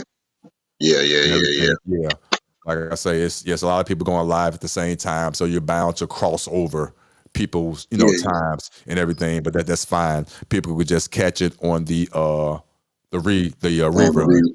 Yeah, but Yeah. like I was saying, I'm thinking about doing some recorded content, going back to doing that, mixing it up a little bit more. You know what I'm saying? Okay. Yeah. Doing that. But yeah, Pre-record. yeah, Yeah. yeah. You know what? You didn't have to be here earlier because you were the one that sent me. Well, you send me stories all the time, but I was discussing the Facebook story that you sent to me about the young lady who's married and she decided to leave her husband because he lost his job. And Oh, yeah. yeah, man, Yeah. look, That was wild. listen, what the That hell is was that wild. about? Yeah, and again, let me do my trigger and my disclaimer. Triggered. I have to do that. Listen, Triggered. I'm not saying all women are like her. No, Right. they are not. No. Right. We're We not know that. talking about you guys. We're not saying that. We're only Right. talking about the ones that are. Now, I don't have to play the video again. You can just go back and watch it for those that's going to come in and see it again. But Right. of course, you already saw it. But that is crazy.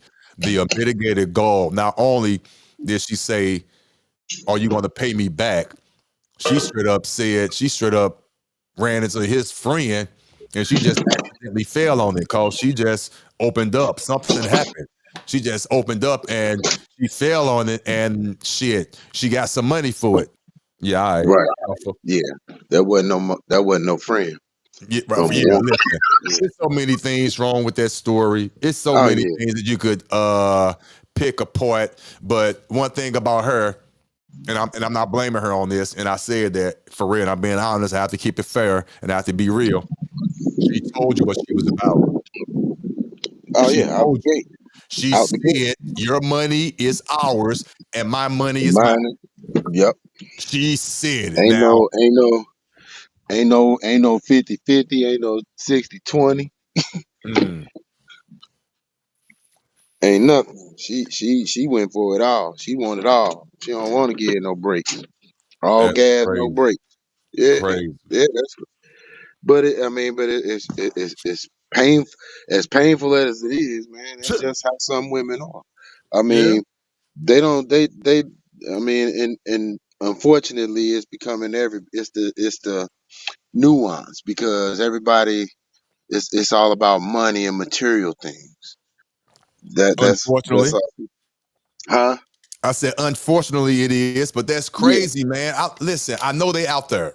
Of course, we're seeing it, but again, maybe they calling us old heads or whatever. But I'm so happy. I'm serious, and I can say this with a smile on my face. When my wife and I, when we go out on the weekends, and we're with some of our other married couple friends, Right. man, dude, it's just crazy. We're not experiencing this mess. We're not experiencing Right. this mess. This Right. is, I'm seeing, man, dude, I'm Listen. not seeing this. It's just crazy to me, but I know it's out there. I know it's out there. I Yeah. know it's out there. But like I was saying earlier, women like her, and this is why, and I'm glad, okay, here we go. It's clear now. This is why the men give slight push. There's no slight. This is why men give pushback on my guy's show, the Sharon Bracey show. They give Yeah. pushback because of women like her. And I'm Right. going to say this too. Women like her, the majority of those women in the chat over there are like her. Right. And that's the issue. Right. That's I the got you. issue. And people don't want to be realistic about that. I'm listening and I'm viewing, I'm sitting back, I'm looking, I'm listening to the chat, and I'm hearing some of the women on the panel, not all, some of the women on the panel, and a lot of the women in the chat.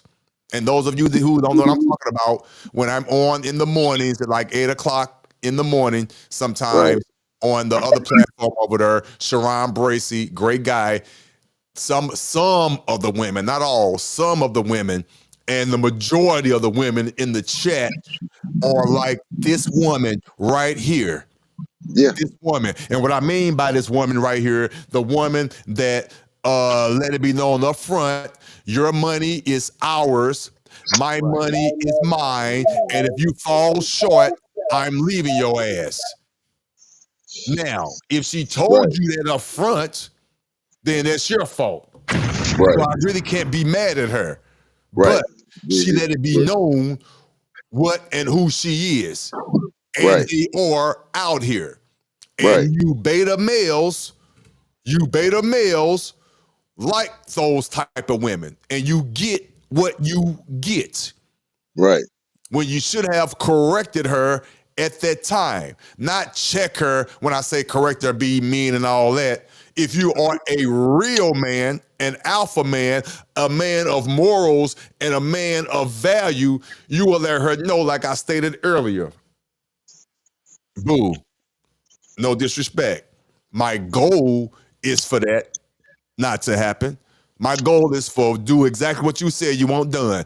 My money is ours, and your little money will be yours. That's my Right. goal. That's how Right. I roll. Right.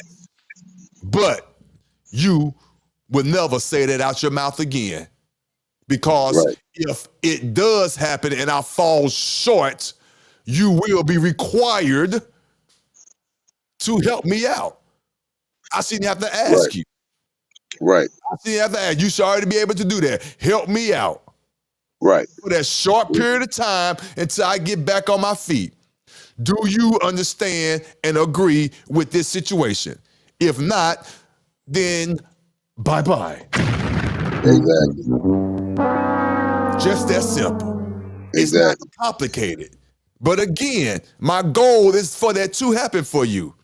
Right. For real. Well, what's going to have to happen, and what's going to eventually end up happening with these young guys that's coming up behind us, they're gonna get smart since they understand that a marriage is a merger of two corporations. Because some people do understand that they're gonna start putting their own. They're gonna start putting contracts together. That prenup is gonna be a thing of the past. It's gonna be a contract. Right. And if one corporation can't abide by the contract, then the merger is null and void. Got right. You know. And I'm sorry, I apologize, cuz let me address Natasha Vincent's statement. And I appreciate her for saying that. And I thank you, Natasha, because people like you are bringing me back, and got to get back to the point, but let me read this. If it's that particular space getting you out of sorts, please keep pushing. We're a family over there. All we're weirdos, but a family nonetheless. I like hearing your financial stuff too. Yes, I appreciate that, and I agree with that, Right. and that is facts, and that's all it Right. is. Right. And with that being said, I will be bringing the likes of Thomas Legacy back on the platform. I will be bringing back the likes of my friend Lord Osor back on the platform, and I will be reaching out to other individuals who have their individual own expertise in the financial field and in the particular lifestyle that certain of us move in. So I will be bringing that back up as well. So it will be Mhm. a mixture and everything. And I do appreciate you making that statement. Stop it. Listen, financial information. I'm not finna go there. But stop it, Natasha. Financial information is financial information. None of that. So, but it's all good. Ah, I rocks with you. Yes, I right. see you. I see you. Hold on. Let Right. me bring up my other guy who's a great friend of the show. Hold on, let me do something for Sam where you can get that all out the way. Okay. Yes. What's going on, next level? What's going on? Welcome to the show, man. What's good with you, man? What's up? What's up? Well, First off, I want to give you a big salute, big shout out to Otis, you know what I'm saying? And a big shout out to you too, Haitian, that's Uh, right on. Right I on. appreciate you, but man. Yes, sir. but Yeah. far as speaking on like this space and stuff, I'm gonna say this, Otis. I've been in Talk this to me. space. I've been in this space for about almost like 2.5 years. But I just recently, probably within the last 6 months, started participating far as being in the chat and even being on panels. Like, cause I Gotcha. used to Yeah. really think this space wasn't for me. Like I Right. didn't fit, I didn't get that feel. But I started finding other individuals that's from this space, but they don't participate in this space. I mean, and I Right. think that's what people like yourself can do. Because at the end of the day, you are an informative person. You're not a character or a mascot. You don't come here for highlights and thrills. Like you That come here part. to Thank you. inform, Yes. give hmm real stories based off of your opinion and your basic. You're not even Experiences. giving. You're not presenting lifestyles like, hey, this how it should be. You talking about yourself and your Yes. experiences, and I think that's what a lot of people misconstrue about you. Like a lot of people I don't know. It's just like she said, like Natasha said, this space is kind of weird, and most people hmm do try to treat it like a family. That's why you see the same people in this chat over here at Yep. this chat over at that. Right. Most definitely. I But appreciate. Yep. don't the type of content that you have, don't limit yourself to this space because you're very informative. I appreciate that. Thank you. Yes, Right. and I need to hear that from guys like you. And I'm say guys. I don't mean gender. No gender based. I need to hear that. I need to hear that from people like you because, like you said, and I stated earlier, it's very easy to be caught up in this space trying to do and keep up with the Joneses, and that's not what I want to do. And that's Right. my fear. I want to keep and be authentic to myself and not try to copy off nobody. You know what I'm saying? But like you said, and you're right. I only went to Sharon Chandler because, like you said, it was entertaining. I like him Entertaining, as a yeah. person. I like his style. I like what he's doing, and I just hit the link. But it's so ingratiating. It's so, what's the word I'm looking for? It's so like what's the word? That shit is intoxicating. It's addictive. It really is. And you go up there and you open and you get to talking, and this is where I made my mistake. And I don't call it a mistake, but because again, I'm glad you recognized it. I'm just me. I don't mind being transparent about things, but that's the danger in this particular Facts. space. And I Yeah, you found that gotta. out the hard way. Yeah, Because you gotta be cautious about what you share. yeah, I got to be cautious about what I said because I do know for a fact, and you can attest to this, Haitian, and you, Next Level. If I made that same comment and statement on my channel, not condoning anything, I'm just being real, it would have been a more better open dialogue. Right. That's Yeah. all I'm saying. It would have been a truer dialogue. We would have got Well, more to the point and discussed what I was trying to have discussed. Not that I'm looking for an echo chamber, but let's have the true conversation. Let's talk about it. It Right. wouldn't be no disrespect. It wouldn't be none of that. Let's talk about it. Right. Versus being over in that type of space, whereas, oh my God, and I was so naive. I'm like, oh my God, what did I just I do? was the same way. See, I had to learn that most people in this space, they come on these panels to actually be great debaters, and which and truly they can't even really debate. But I mean, I come for conversations. I come to understand. Maybe you can give something off of your experiences that I can learn, or maybe I can do the vice versa. But that's what I That come Right. part. for. Good conversation. Exactly. Let's learn. Hey, if we laugh, we laugh. If we cry, we cry. But I Right. don't come to try to bash a person or go up against their, like, argue the person rather than their statement or whatever the Right. case may be. And I Right. not, mean, and not trying to have got you moments. That's the part I don't like. Right. exactly, I don't like, exactly. and that's what it boils down to. It's the got you moments. I don't like that. And that's why I feel that and it's not for everybody, but I know people like yourself and other people. I'm not just saying this to be blowing smoke up no ass. I'm just keeping it real. Everybody don't be getting what I be doing over there. I know you get what I be doing over the Next Level. I I know mean, you you see do. me here. You see me I here. know. You know, I don't be Shit. trying to Yeah. win no debate. I say what I say and I fall back to start the conversation. Sometimes it work, sometimes it don't. And I know I'm winning when I make up or I bring up a point and the likes of PhD or who else, instead of them disagreeing with my point, they hit me with insults. Or you stupid. Or what book you read. Or Right. hold on. Forget all that. Why won't you answer my question? But instead of me saying that, I just fall back because to the astute, they just saw what happened. Yeah. Yeah. I Well, don't have first to do off, nothing else. yeah. They just saw what happened. I ain't got to call out your name. I ain't got to go back and forth like that. Every now and again, when I did do that, minus the calling you out your names, I never did that. That was for YouTube. I swear to God it was. That was YouTube. But for the most part, that's just my style. I know how to jab without disrespecting you, and I'm going to fall back and let the conversation go. But I know I'm winning when you can't respond to what I said. Only thing you can say is, "Oh, you stupid.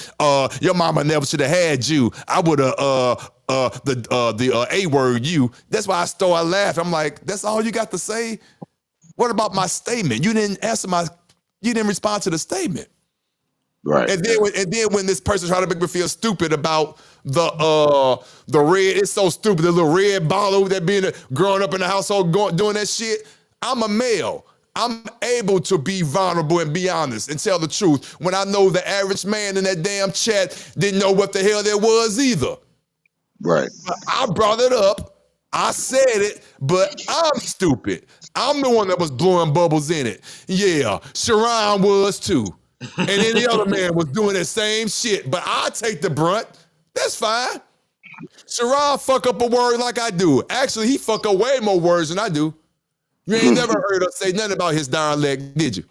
Nah. No, Not one time. But when never. I mispronounce one word, get your dumb talking ass on. Always to me. But I'm never petty. I'll never say, well, Sharon can't talk either. Because that's my man. I don't do no petty. Now that's bitch boy shit. But everybody see what I see. So why bring it up? Right. Why? So I don't have to call you out your name. You doing it to yourself. And of Exactly. course I wouldn't be made. Of course we won't be in a relationship because you don't want a man like me. Because I would, God forgive me, I'd check your ass. Yeah, It ain't going down. the way you handle it, it shows more about you than anything, you know. Exactly. And that's what it boils Right. down to. And that's what but I'm glad people like you understand that. But Right. yeah, that's You know funny. what? You know what? It was a clip. It was a clip. I had saw another clip. I had saw. I don't think I passed it to you, but you know, the brother told the women. He told them, write down everything you want in a man, like you doing a grocery list. Everything that you want a man to be. Okay. Once you write that whole list down, now go through that checklist again and see if that type of man is gonna want you. Wow, I likes that. I likes that. Great. I likes that. I likes that. You write the list yourself, and then you see if that same list is that man gonna want. That's a great. Right. I likes that. I I had like Right. that. I had put a Damn. question in the chat. I don't know if you've seen it, but I would just say and see me. I'm a much younger guy than you guys. I'm 30 How old years are you? old, You 30? and Okay. and I asked this like as black people, do you think we are groomed for marriage? Like, you know what I'm saying? Damn good question. Damn great question. Hmm. Uh, Me personally, no. And it's sad.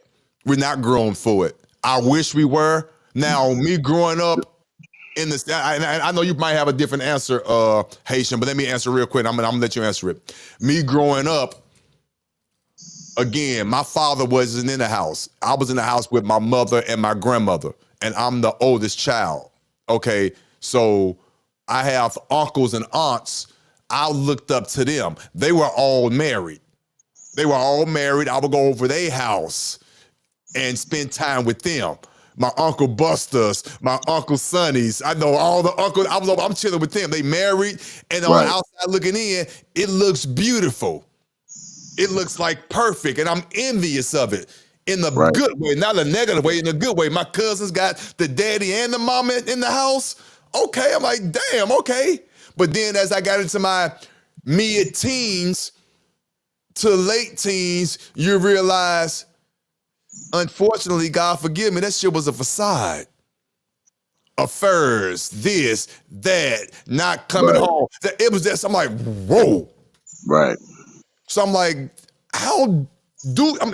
so I had to learn the hard way. So even though I saw a lot of fakeness, also that taught me not to be fake.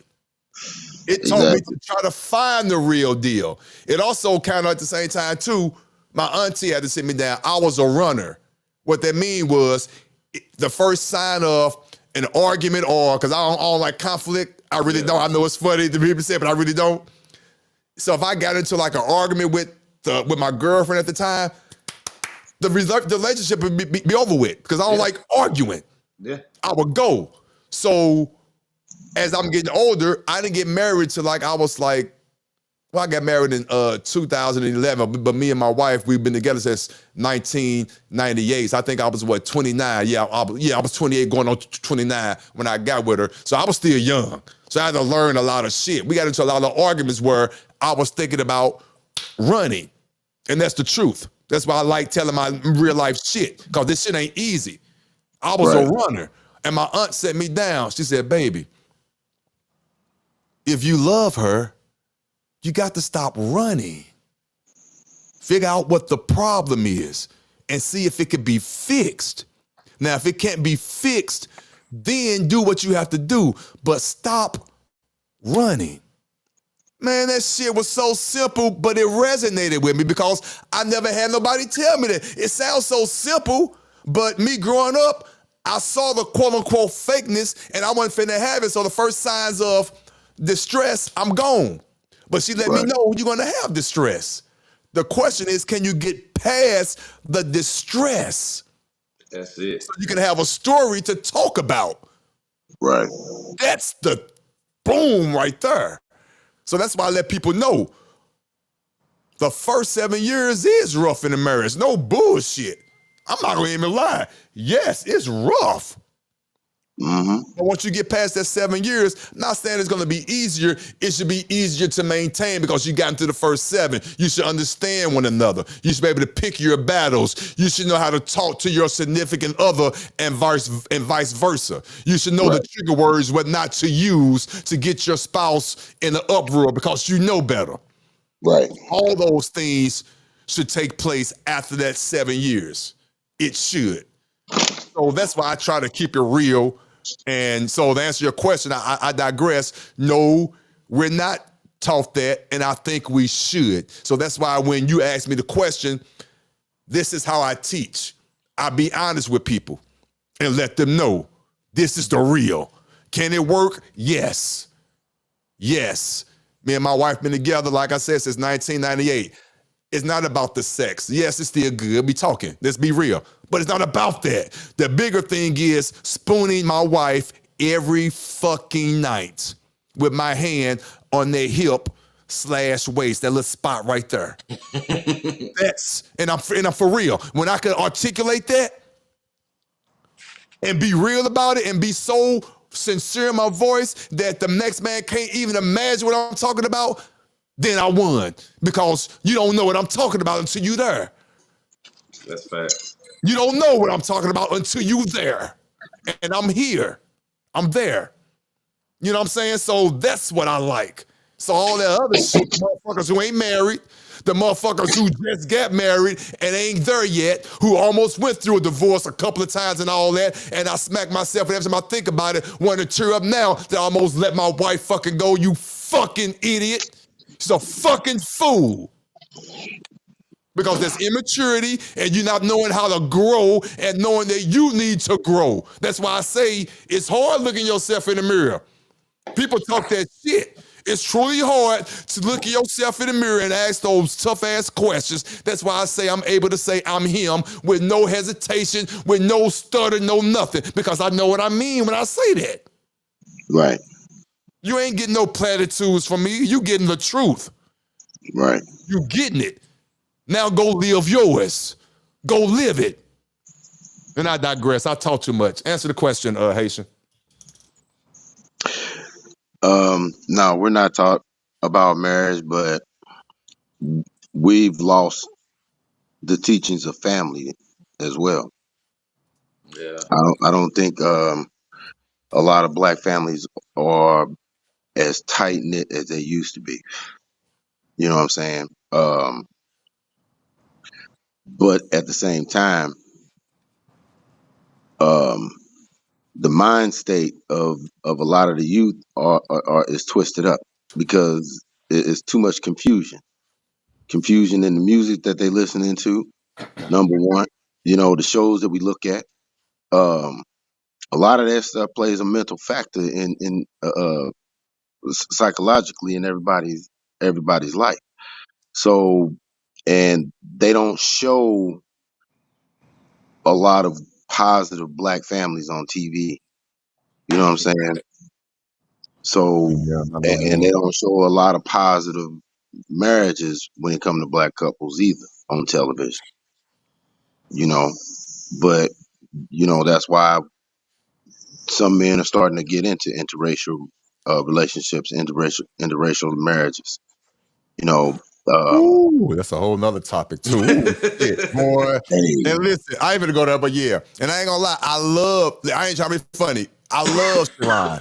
I yeah, love him. No homo. But that's a whole topic right there because to me, it's about the optics. right, It's the optics. Now that's a whole nother conversation. I ain't finna go there, but see we say that for another. Listen, I'm gonna say that for a whole nother day. But let me ask you a question. Next level: are you in a relationship or are you married or what? No, I'm not in a relationship Okay, or married at the time, got you. Not right now. I but got you. Okay. but I say that because see me, I come from the inner city. I come from the hood, as you might call it. I come from Hmm. that, and Got you. in For the sure. hood, you don't see marriage. You see Backing up. you see a Yeah. lot of that. You see when you see marriage, you see people getting married at in their mid 40s and they 50s. Say, hey, I'm about to hang up my player card, about to turn in my player card. You Uh know, huh. like word for word, honestly. Like I'm not saying my dad was in my household, but my dad was in my life. You Right. For know, okay. Right. I had one of Hmm. them dads, as you might say, what they say, Papa was a Rolling Stone type of Hmm. dad. You know, Got you. Got Yeah. you. and he used to always say, "You're not a man unless you have two or three women." Mm. That type of ideology. Right. Right. You promoted the player lifestyle, that type of stuff. You're not promoted like the Huxtable lifestyle. Nah, I wasn't Right. promoted that. That would seem lame Right. and square to Hmm. me. Right. That's how it was promoted to me. That's lame. Right. Right. If you don't have multiple women, the quote unquote roster, you're not the you're not him. Right. So Gotcha. So yeah, yeah. Unfortunately, I heard some of those things too in passing, or just and I get that. Damn, and that's so unfortunate. But damn, Yeah. at some point, that's where you as the man, because I heard it. I heard it. I used to want to Right. be a so-called. We all growing up, and I know I'm rambling, but it happens. And I know we all can attest to this. We all growing up as young boys. Okay, some of us had more than enough girlfriends we could throw a rock at. Some we was fortunate enough just to get one if we was lucky. You know what I'm Right. saying? And with all that being said, some of us was put in situations whereas not forced, but we can have more than one girlfriend, and we were really uncomfortable with that. But we were just doing it because, like you said, man, you're supposed to have you more than one gal. You're supposed to be out there with the woo. We've been in them situations when we also talk about somebody who they have that one girlfriend, that one high school, middle school sweetheart. We talk bad about him. Oh man, Right. he's supposed to be, man, he's supposed to they be call doing, them caked up. yeah, You caking with yeah, your all girl. that. So it's that it's all that takes a part of it. But what I'm saying is, as you get older, you start to let what other men or whatever people say fuck with your head. You be like, nah, I ain't. First of all, I ain't got the money all the time. To be having all these women. I want this one. I'm good, and you ain't worried about it. Right. Or you are the quote unquote so-called player. You're gonna do what you're gonna do because what your daddy told you stuck in you. It is what it is. Right. It's But each his here's the own. But thing, I though. can know Here's for the me thing, though. personally, that didn't stick for me though. I always knew I wanted just to be with one person. I wasn't that type of person that could have more. I'm not gonna lie.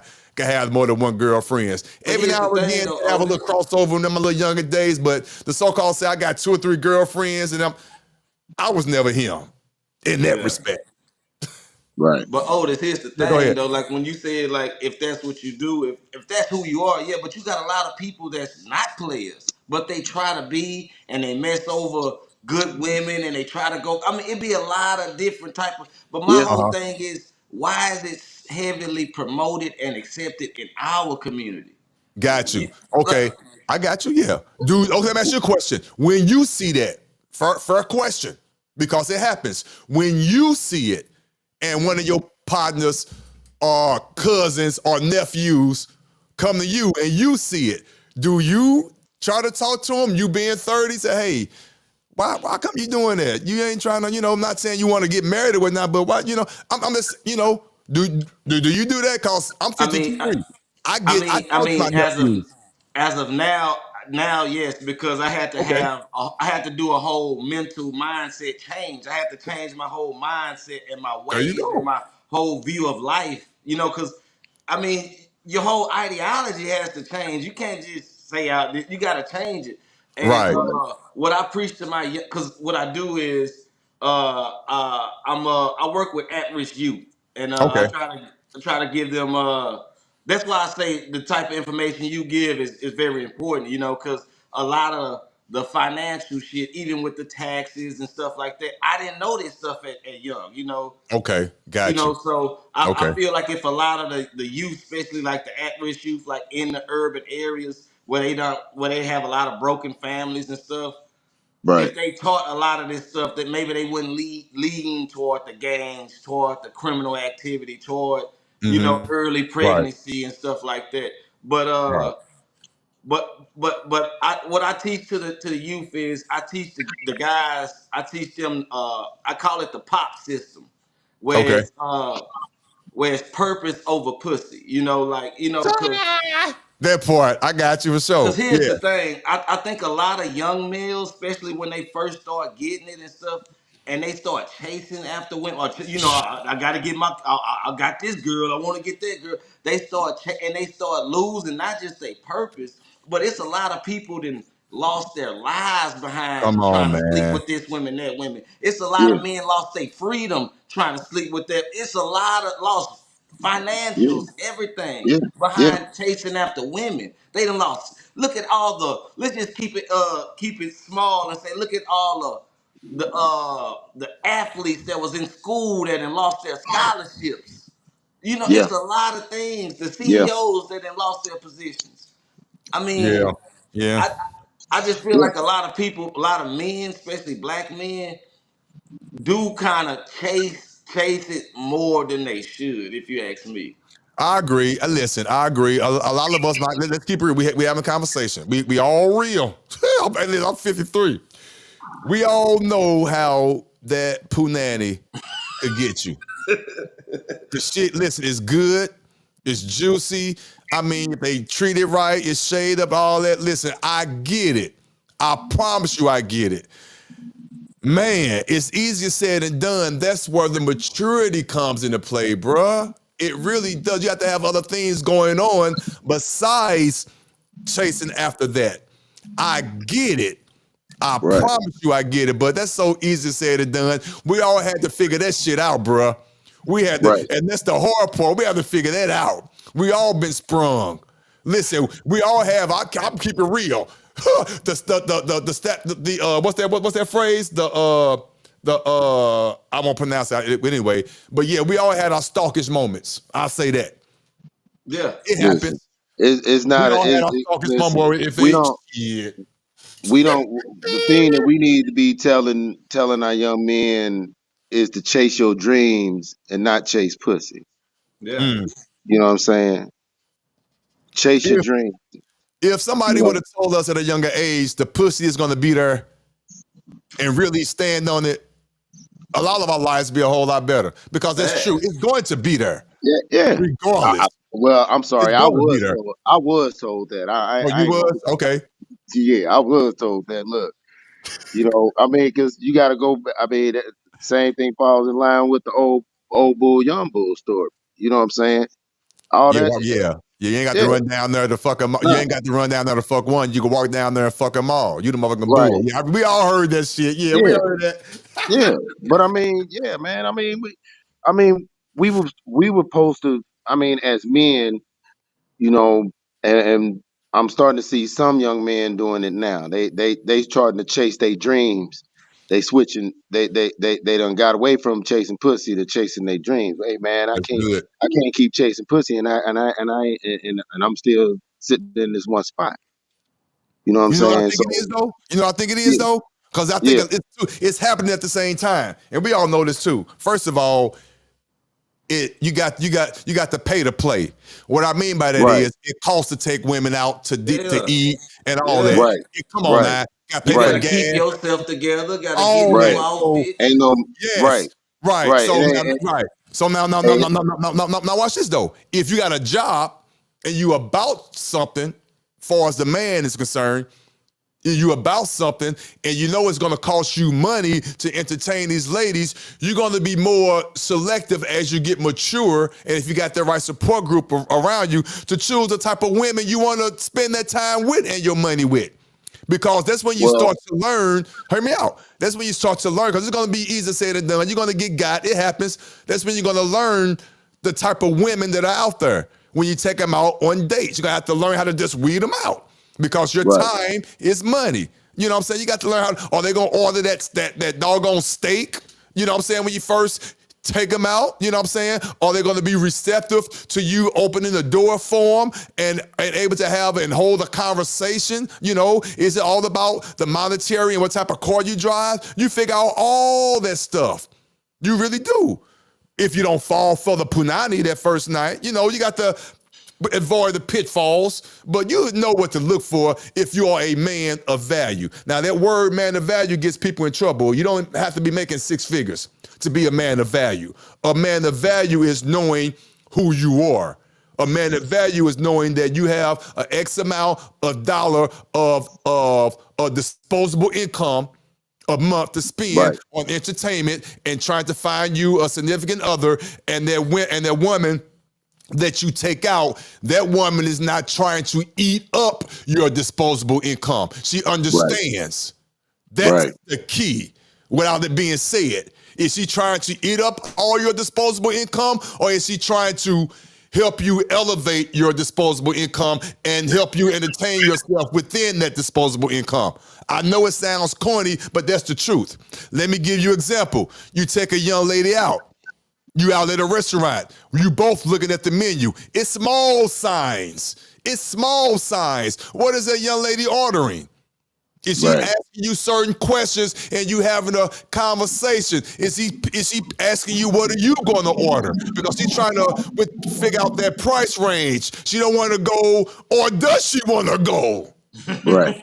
You got the peep game. Right. You got to peep it.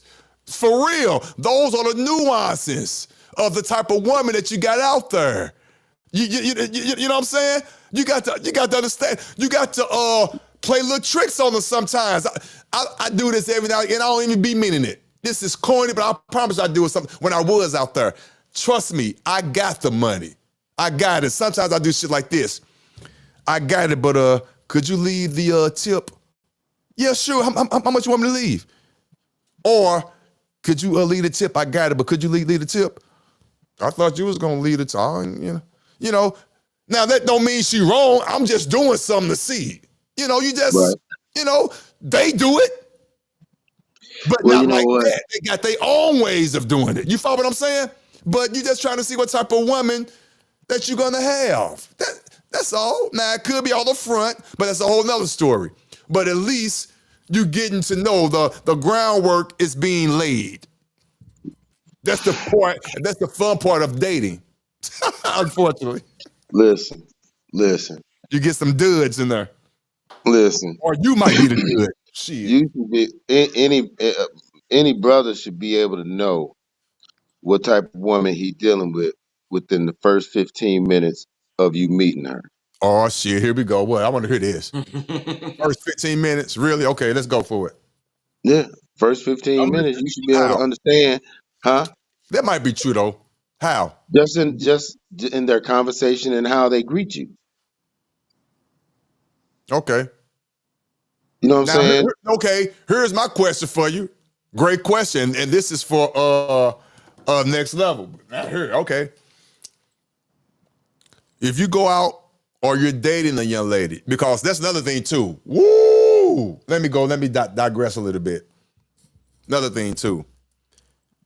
And I think I don't know if it's a racial thing or not, but I know for a fact it's a big, huge issue in our community. And I've been discussing this for decades, even in my 20s.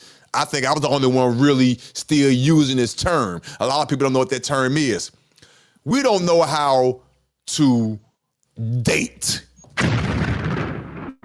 We don't know the definition of a date or dating. Right. We have no idea.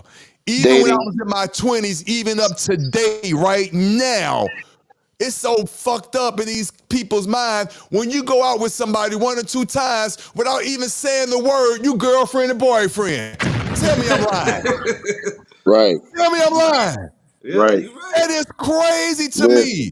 They And, don't and believe in, hold on, hear me out. They don't believe in dating. they Dating don't doesn't believe mean you're going to fuck when you take this young lady out. Dating means you're getting to know this individual. You're taking them out on dates. It could be a date, it could be a coffee date, it could be a couple of evening dates, but your goal is not to have sex with them. Now, if you end up getting it, okay, I'm a man, okay, I get it. But at the same time, you trying to understand what this lady and vice versa, she trying to understand what you about. And you can date multiple people. That's what dating is. I'm going to date such and such Monday, then such and such call you Tuesday, but no, I'm busy Tuesday, because you know in your mind, you got to date with somebody else. There's nothing wrong with that. It's called dating for a reason. And you're letting the other person know that you're dating. And then when it gets serious, if you start feeling or caring for that person, that's when the adult conversation happens. Hey, Christine, we've been dating for like 3 months. I know we haven't been exclusive, but I kind of want to make it exclusive with you. I just want to start dating you. How do you feel? You feel the same way? Okay, great. It's just you and me. Or she might say, no, I want to keep it the way it is. So you got to swallow that, knock her back out right then and there, and keep it moving.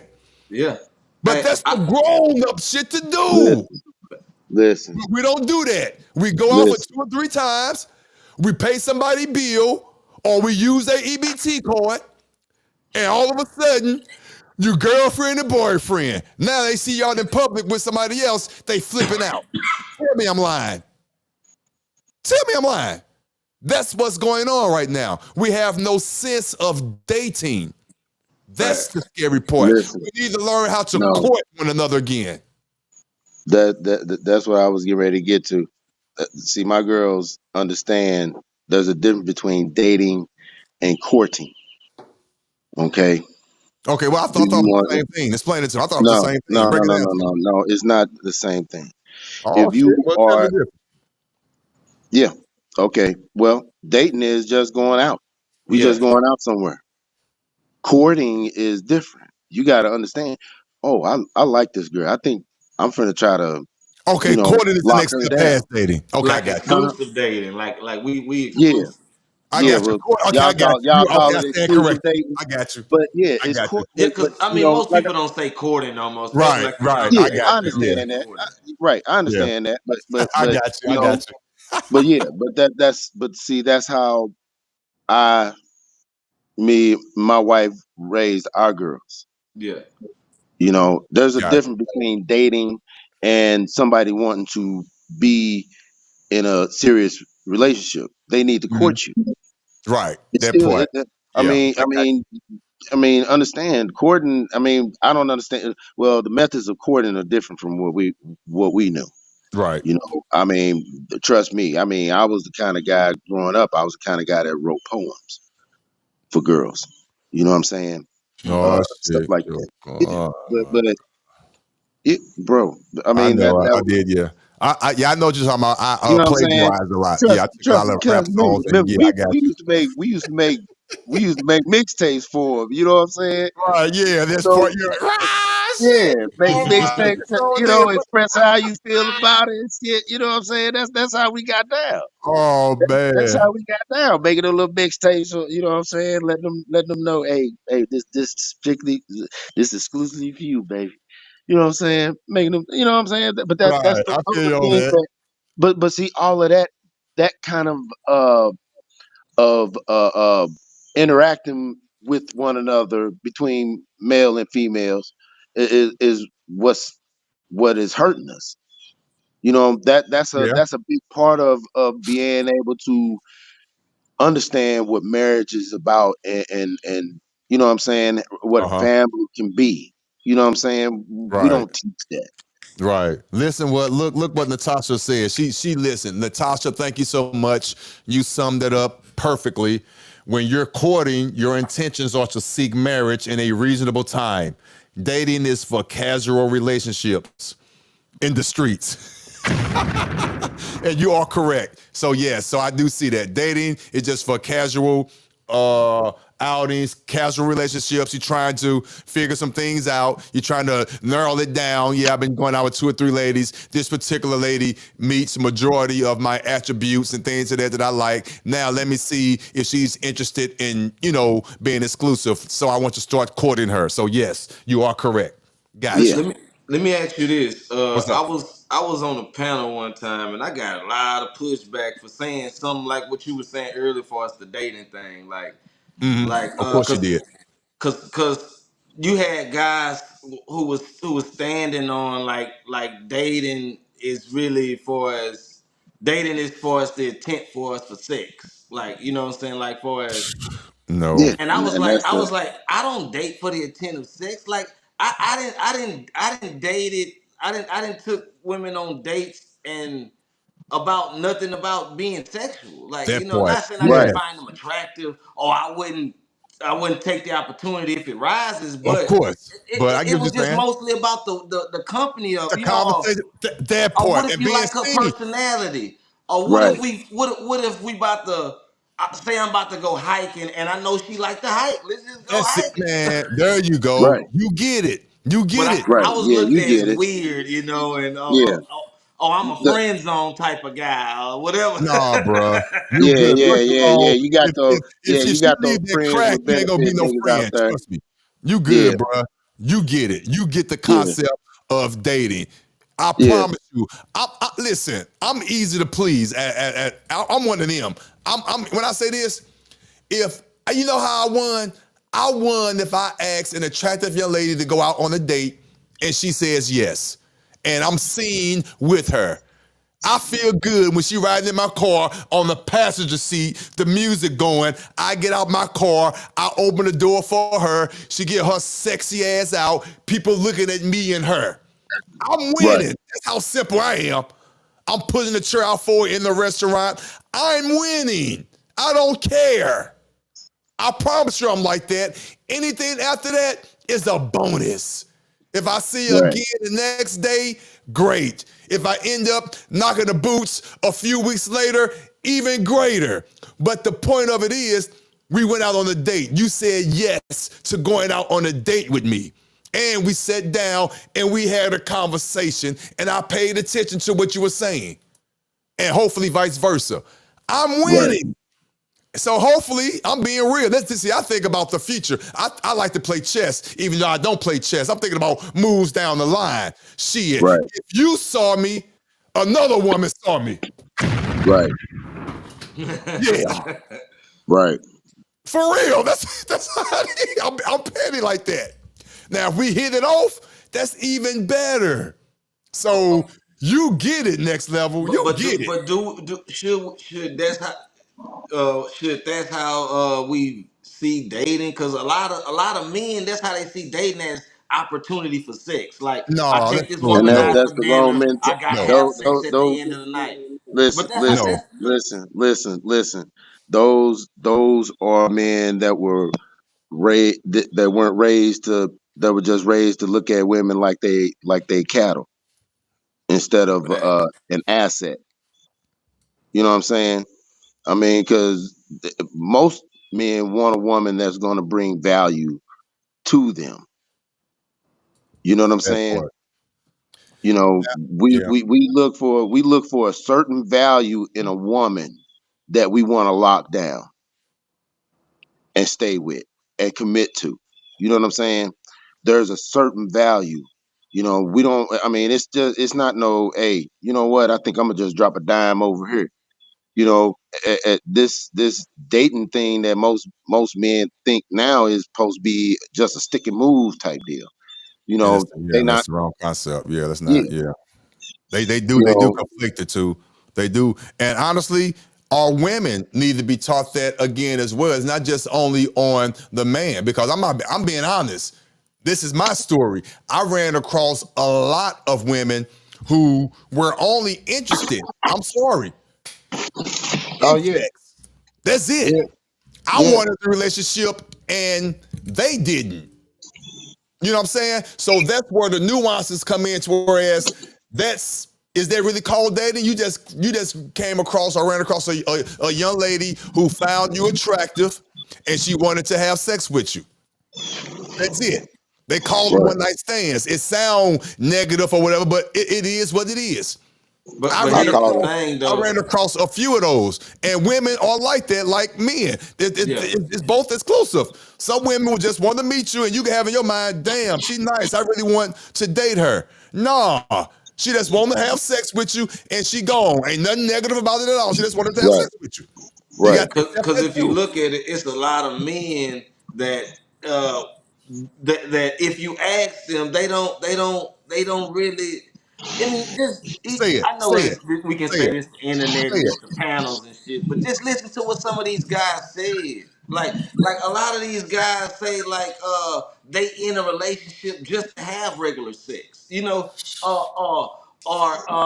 like they don't pay their wife no attention or this that and like I'm just saying like if you don't have no connection with this person, like take sex out of it. Like, why are you with that person?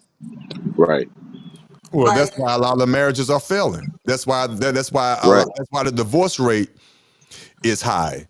You know what I'm I mean, saying? just Right. like what you just said, you And was it like, go. hey, And it. if the inevitable happened, and hey, like say my wife or I'm not able to perform, that's not a reason for divorce. But you got Right, some men that'll say, hey, if she can't please me, shit, right. you And know. yeah, yeah. And Right. see, Yeah. and that's the nuances in marriages that people don't want to talk about that is private. That should be kept into the in the confines of your own home. But a lot of people don't talk about that shit in real life. In marriages, that shit happens as you get Right. older, and sometimes now it's not even about your age. One of the individuals in the marriage is going to stop having sex for whatever reason, medical, Mental. emotional, whatever, Yeah. it doesn't matter, and people don't Physical. think about that. Right. People don't think about that. So that's when the two individuals, which does not happen, it does not happen on the higher percentile. I doubt that it happens, but that's when a married couple need to come together and have a true conversation. Now we know of some situations. Unfortunately, there are wealthy people where we know their arrangements. We know doggone Right. well the Will Smiths, the Jada Right. Pinkett had an arrangement. We know doggone well about the Jay-Z and the Beyonce Beyonce. arrangement. Yeah. We know a lot of people of wealth and influence have arrangements. We know this. Right. There are a lot of Right. people that are not of influence that have arrangements. I Right. know this for a fact. Now, do I personally know somebody I can go touch their hand, go touch them and say, no, that's why I know that's what they have? No. But you know that it has to be. It has to be. They're just doing a great job of keeping it in the confines of their relationship. A Right. lot of them, they don't have an agreement. They just going out, doing what they doing, and God forbid, when God called them home, that's when you find out about such and such on the other side of town, like that story I read earlier, or that's when you know Right. that he had a whole other family, or she had a whole other family, mainly him, across town, and then the mistress showing up at the doggone funeral, sitting two pews behind the wife. Right. Right. I mean, you heard the story. The wife found out the husband was cheating on her because some paperwork came to the house of of a Mercedes Benz that she didn't never knew existed. It happens. Right. But if Or they when, had, go or if ahead. he had some type of property or something like Oh, that, yes, that and, part. and, And and then they a got damn to get tax bill split come to the between the house. kids, but you find out he Yes. got a whole nother kid over here. Oh, yeah. Come on, Right. man. All that. Right. So that shit happens. Right. Right. Who's He having the done true divided that conversation? wheel up. Right. He done Yeah. divided that wheel up. Yeah. Shout out real quick. Shout out to the world class. Thank you for being in the building. I see you, Madam G. Shout out to you. Haven't seen you in a while. I miss you. Shout out to you. But shout out to the world class being Yeah, in Madam the G. building. And shout out to Thomas Legacy. I see you, sir. Hopefully you Yeah. still here. And I see you, Truth. I see you, Truth. Thomas, it's time for you to do another appearance on the show so you can educate us. I know you're doing your thing on your channels. Please, everybody, if you're new to Thomas Legacy, and you do seriously want to learn about some of these tax forms and what's going on, how the IRS moves and things like that, trust me, I recommend you have a conversation with Thomas Legacy. Go subscribe to his channel. He's always dropping jewels and information. Right. Thomas Legacy, please go sign up to his channel, and he will be back over here. He's a regular. I just been busy, had some other shit going on, but I'm back. He will be back over here at least once a week. I'm putting him on the spot. He already agreed to it, so tune in for that. But peace to everybody in the chat. But yeah, but getting back to our conversation, yeah, man. Yeah. I'm glad we brought this up. Listen, I don't like to stay on here way too long. Shit, it's 2 hours and 46 minutes. Unless, which I first of all, I thank you for the extension of the show, because if it wasn't for you coming up and bringing up some very pertinent questions and comments, we would have been out of here a long time ago. But I love the conversation. I love it. So shout out to you, Next Level, for sure. Most Yeah. definitely. Yeah. Yeah. Most definitely, for sure. We definitely want to keep this energy coming. I'm definitely going to come with some more content and more stories. And as long as the chat keep participating like they do, like my man Next Level, and keep coming with the nice questions and things like that, we're going to always have some good content to talk about. Everything. And trust me, if I keep showing up at least once or twice a week on my man panel, we're gonna have something to talk about, because we can always transfer it over because they talking about their remedial rhetoric. Oh my God, we could easily have a whole nother show about what they be talking about. But it's all in fun, it's all in good humor, and it's all in just good, honest, upfront talking points. Nothing personal, none whatsoever. And you will never, ever be disrespected or call out your name over here. I Right. don't say that. We ain't doing that We at we all. we we when we come here, we try to have a meeting of the minds. Yeah. And we ain't got to agree. First of all, I like it better when we don't. It gives better conversation. But you would never be called that banned word over here or nowhere Now, near close. And we love our women over here. We love women over here. Believe that. yeah. So, yes. It, it, But you have any closing words? Next Level, I appreciate you. You have any closing words for us, man? Yeah, I just like to say, I like to ask, sometimes difficult questions or deep questions, because a lot of times it can help me, and if it can't help me, like I say, I deal with at-risk youth, and I like to spread the knowledge. That's why I like to right. talk to older gentlemen or older women to seek knowledge, seek wisdom. If it's education, if it's marriage, if it's just learning women or just learning men, like anything that I can, if it don't help me, it can help the younger generation. That's what I'm all for. I take this type of information, just like what we just talked about, and I can spread that. And if I can Right. just reach one and teach one, that's my goal. So that's all what I'm about. I'm all about pushing positivity. I know a lot of people see me in the chats. I be laughing and doing the jokes and shit, but I mean, that's just for entertainment. But this the real shit right here. For This really sure. what I'm here for. I'm here for really to uplift the youth, to bring awareness to the youth, and really for the betterment of men. Like that's really what I'm about. Right. But see, yeah, and you know what? Understand this. The conversations that we would have over here, we will have, would have, we try to have over here.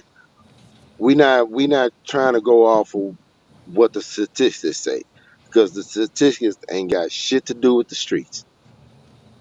You know what I'm saying? What the statistics may say is totally different from what's actually seen in the streets. You know what I'm saying?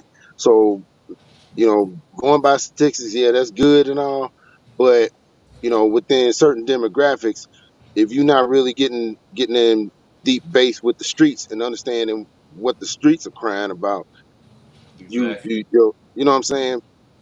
It's a totally different. They don't add up.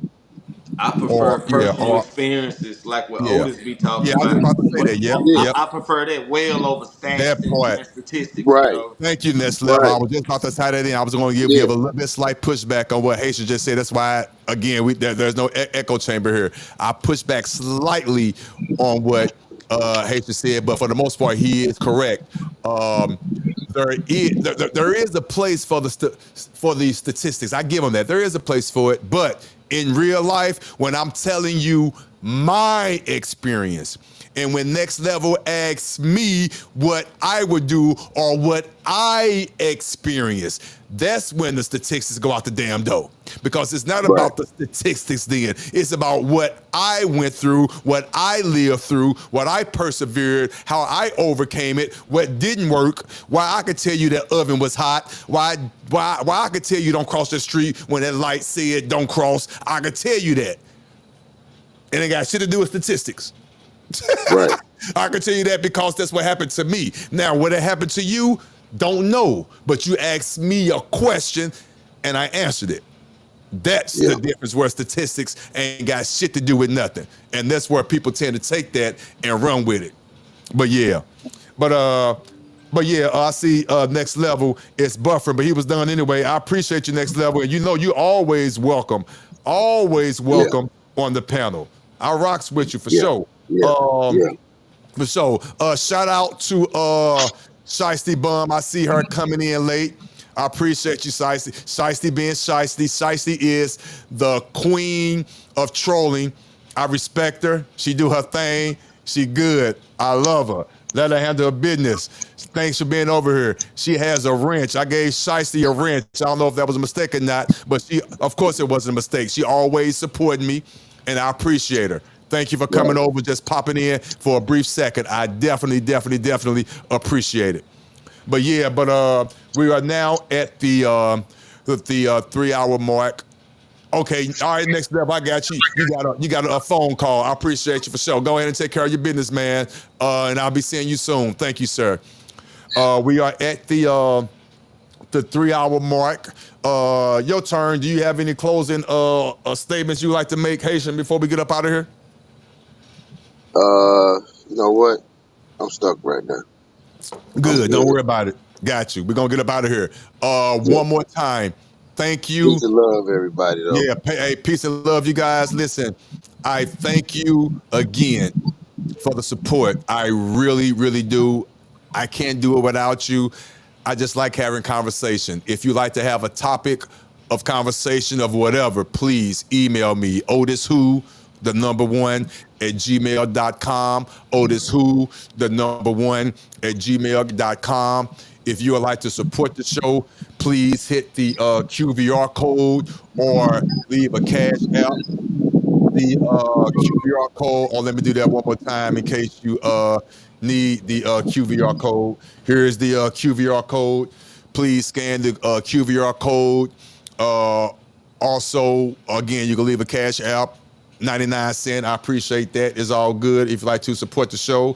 And again, most importantly, any topics that you'd like for me to discuss in the future, drop me a line. I'm here. I'm easy. And we could talk about anything. Thomas Legacy will be coming up soon. Lord of Sar will be coming up soon. And a lot of other interviews will be coming up soon regarding finances and just how to move within this world a different way. A different way, not like the normal people, just a little different. And we get results. We get results. And with that being said, until next time.